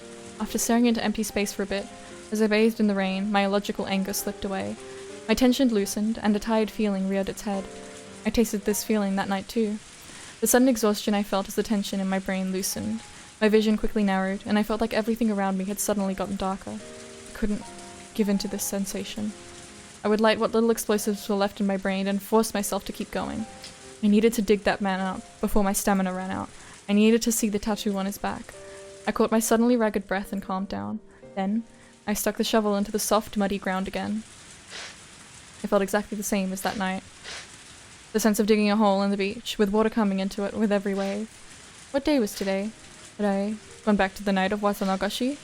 Every strange thought that came to mind tormented me. Given my exhaustion, I didn't think I could manage to hold those thoughts back. Once the hole was deep, all illumination finally faded, blanketing my vision in jet black. It was probably the moment the sun had fully set too. That night, I had feared the worst, and gone without using much light. My senses were so strained that I could see even in that darkness, but now, I didn't have that kind of strength left. I drained everything I had last night, and now the darkness would be lethal. I decided to turn on the lantern. Putting it on the first setting would make it give off a faint light. Even with how little there was, it was enough, and people wouldn't be able to see it from far away in this rain. I grabbed the chilled lantern, turned the dial with a click, set it to the weakest light setting, and turned it on. An uncanny world of silhouettes appeared before me. A complex and strange, shadowy world created by the intricate entanglement of trees and branches. I had only turned on the light, and it was like that was all it took to make the world turn into something else. I let out a quick, tired breath, and wiped the liquid, neither rain nor sweat, from my brow. Then I raised the shovel into the air, and slammed it into the mud. That moment. The silhouettes surrounding me, ominously all moved at once. Inside my head, something packed in there, something coarse but not hot or cold, was loudly rushing about. The silhouettes were all around me, looking down at me. One of them, a silhouette bigger than the others, stepped forward. Fucking oishi!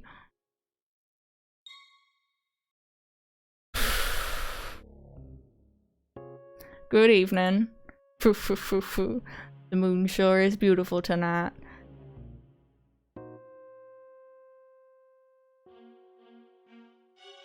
The coarseness in my brain shot through my whole spine and left me at my waist. The strength in my body all left me through my hips, and I crouched down with a splash. Into the sea of mud I dug myself. Oishi. That really how you address your elders. You'll have a rough time of it once you become an adult. Foo foo foo. Wasn't only Oishi, but 5 or 6 of them in a row, men wearing raincoats. I had no inkling.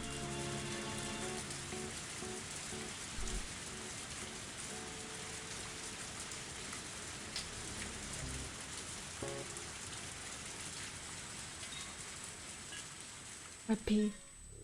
No. No. I want a WebP file.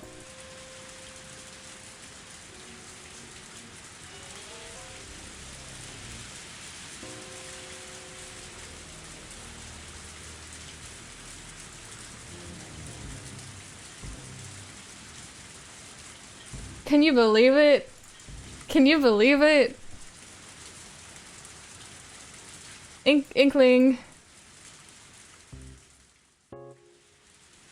Okay. Get out of here. I had no inkling that this many people had gotten so close. It was like, once I turned on the lantern, they just appeared there, sliding out of the shadows. Please don't mind us. Just think of us as trees in the forest, perhaps. Don't mind them? Yes, pay no attention to us, please. Continue digging your hole. It's very late and raining very hard, and you're working pretty fervently. We won't get in your way. Please dig to your heart's content. Foo foo foo. No thank you, I said. When I tried to get up and turn around, 2 men blocked that route. They stood on either side of me and lifted me up with amazing strength, then threw me into the sea of mud.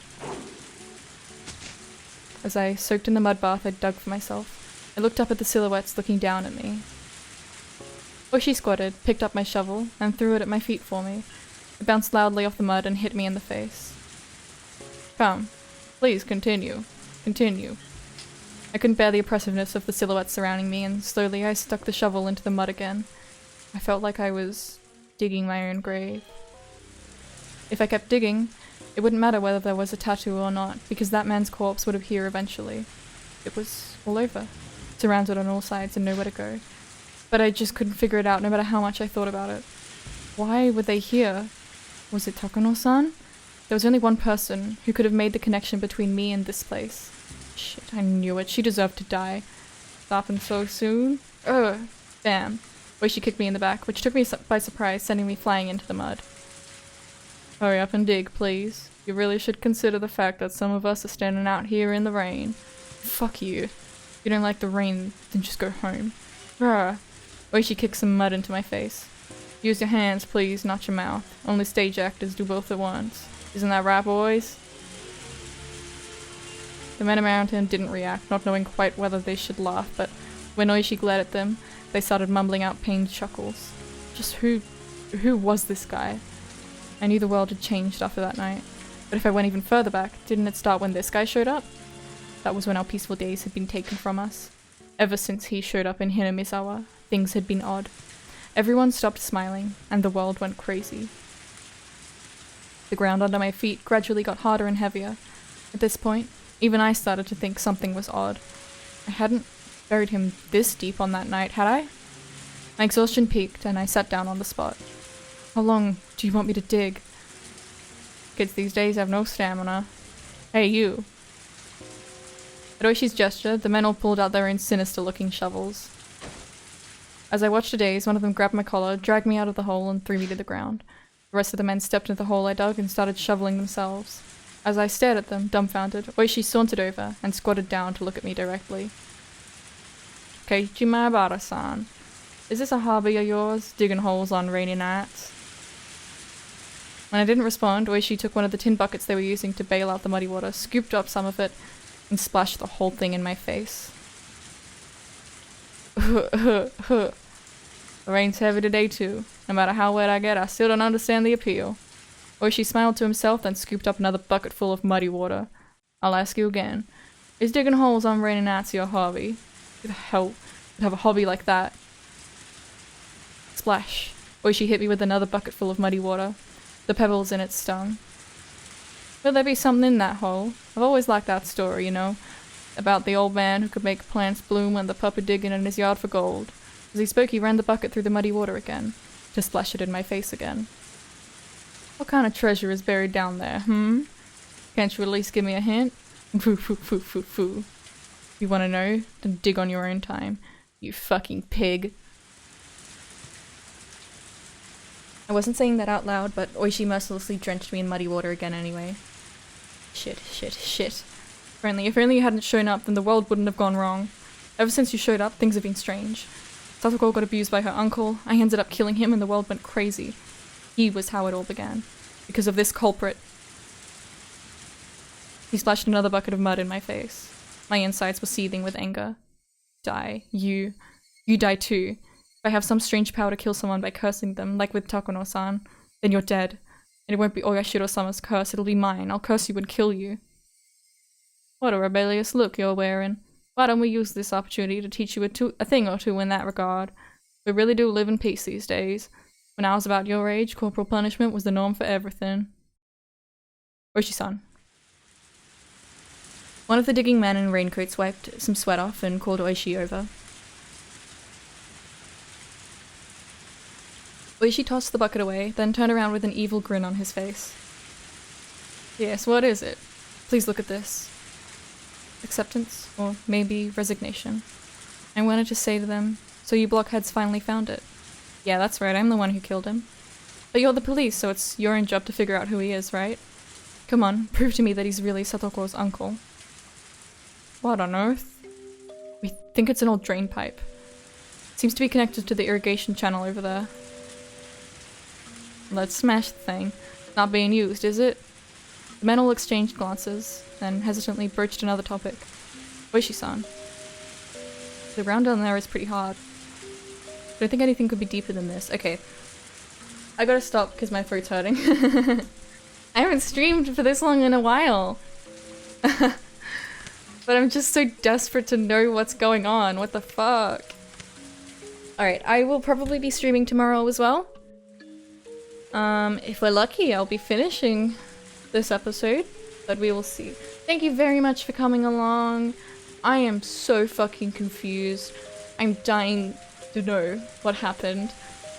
I'm gonna take notes after the stream on this stream and the last stream. I didn't think it would be that important because it's like, okay, he's just kind of killing the guy, like, shrug. But it seems like the details might actually be quite important to piece things together. So yeah, thank you very much for coming, everyone. I'm really loving this game.